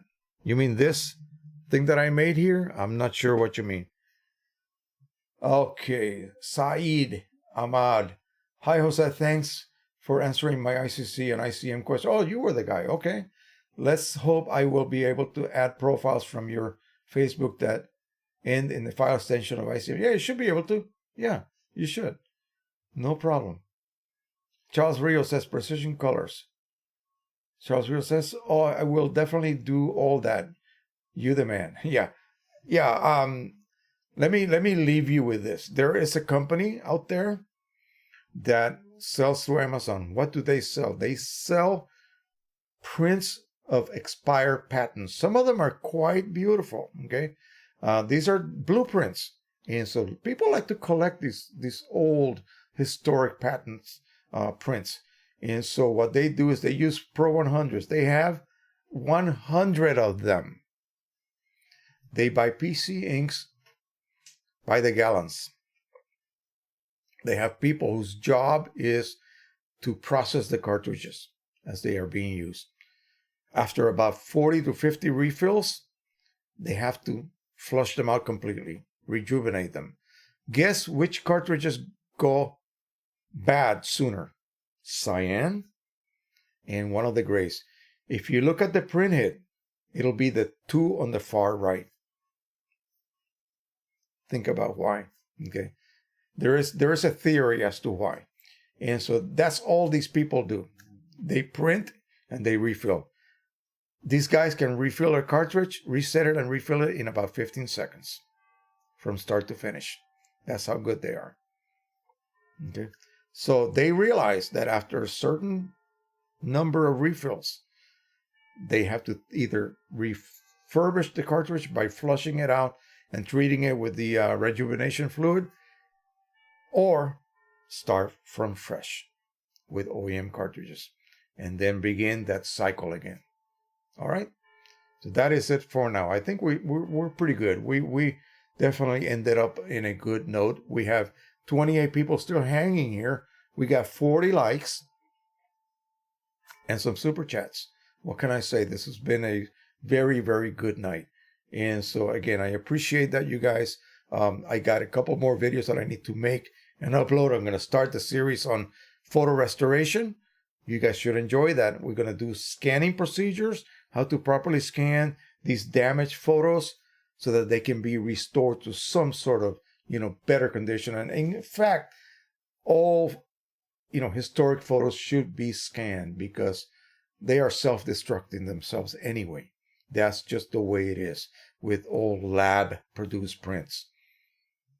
One more question. I had one other question. This is Saeed again. You used the term purge cycle, purge print. My question is, how can we get it as there is no option in the driver? Yeah, it's not an available option in the driver. What I mean by purge cycle is that printers that have carriages that ride on the printhead assembly, the Pro 100, the Pro 10, the Epson 1400, 1430, Artisan 1500, all of these printers have carriages with print cartridges on top. When you remove one cartridge and perform whatever you want to perform on it and reinstall it, it's going to reprime all 6 channels or 8 channels or all 10 channels, okay, with a little bit of ink to make sure that during this idle period where the printhead basically detached from the purge pad, that parking station on the right, and move to the center so you can perform this change of cartridge, air can be infiltrated into the printhead. And you need to push that air out. And the only way to do that is to waste a little bit of ink. That's a purge cycle. A purge print is something different. A purge print is simply an image that contains yellow, cyan, magenta, red, green, blue, and black. And you use that to print when you have a situation where maybe you didn't use your printer for a while and you have run a couple of clean cycles and you're almost there. You're almost there, but you don't really want to waste all of the ink that would be wasted on a cleaning cycle. So you just print one of these charts, okay?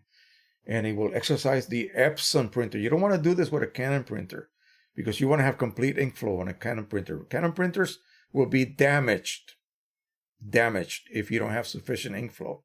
That's why it's important that you fix that cyan problem you have. So Epson printers, on the other hand, no damage. You can just print and you can force that last few, 3, 4, 5, 6 nozzles scattered throughout that were blocked. They will be cleared simply by printing a set of color patches. Purge. You're purging ink out through that system. Okay. So that's what that means. So nothing really fancy about it. So he says, I can see cleaning or deep cleaning cycle, no purge. Yeah, purge is what occurs when you change cartridges. That's it. And again, it will not happen on a printer that has cartridges that are stationary, meaning they're not really directly attached to the printhead. They are sitting stationarily and they don't move. They just feed ink. So when you change one of those cartridges, you will not have to reprime the printhead because the printhead was never moved to begin with, okay? It never moved to the center position. Thomas, he super chatted us CHF10. Thank you. I'll look that up. I really don't know what that is in like dollars or anything like that. Julian Tamayo says, thank you for your advice. It's been great help with my printer choice, Canon Pro 100. And Saeed Ahmad says, thanks, Jose. All right. So I think that's it. We're going to go ahead and say goodnight. I'm going to go ahead and start my music again. And again, thank you guys so much again for hanging with us tonight. And again, we'll just keep doing this as long as you guys want to keep coming over and hanging with us. We'll continue to do this. So again, keep track of my latest videos that I'll be having. I have one drone video battery test that I uploaded today will be actually up tomorrow. You should be able to see that. Again, if you're interested in some drone photography, I'm the guy to go to. And so I will take care of you guys and show you what you need to get, what you need to buy, the best approach to this type of field. It's again the same. It's the same photography field, just from the air, different viewpoint. So thank you so much. Bye bye, everybody.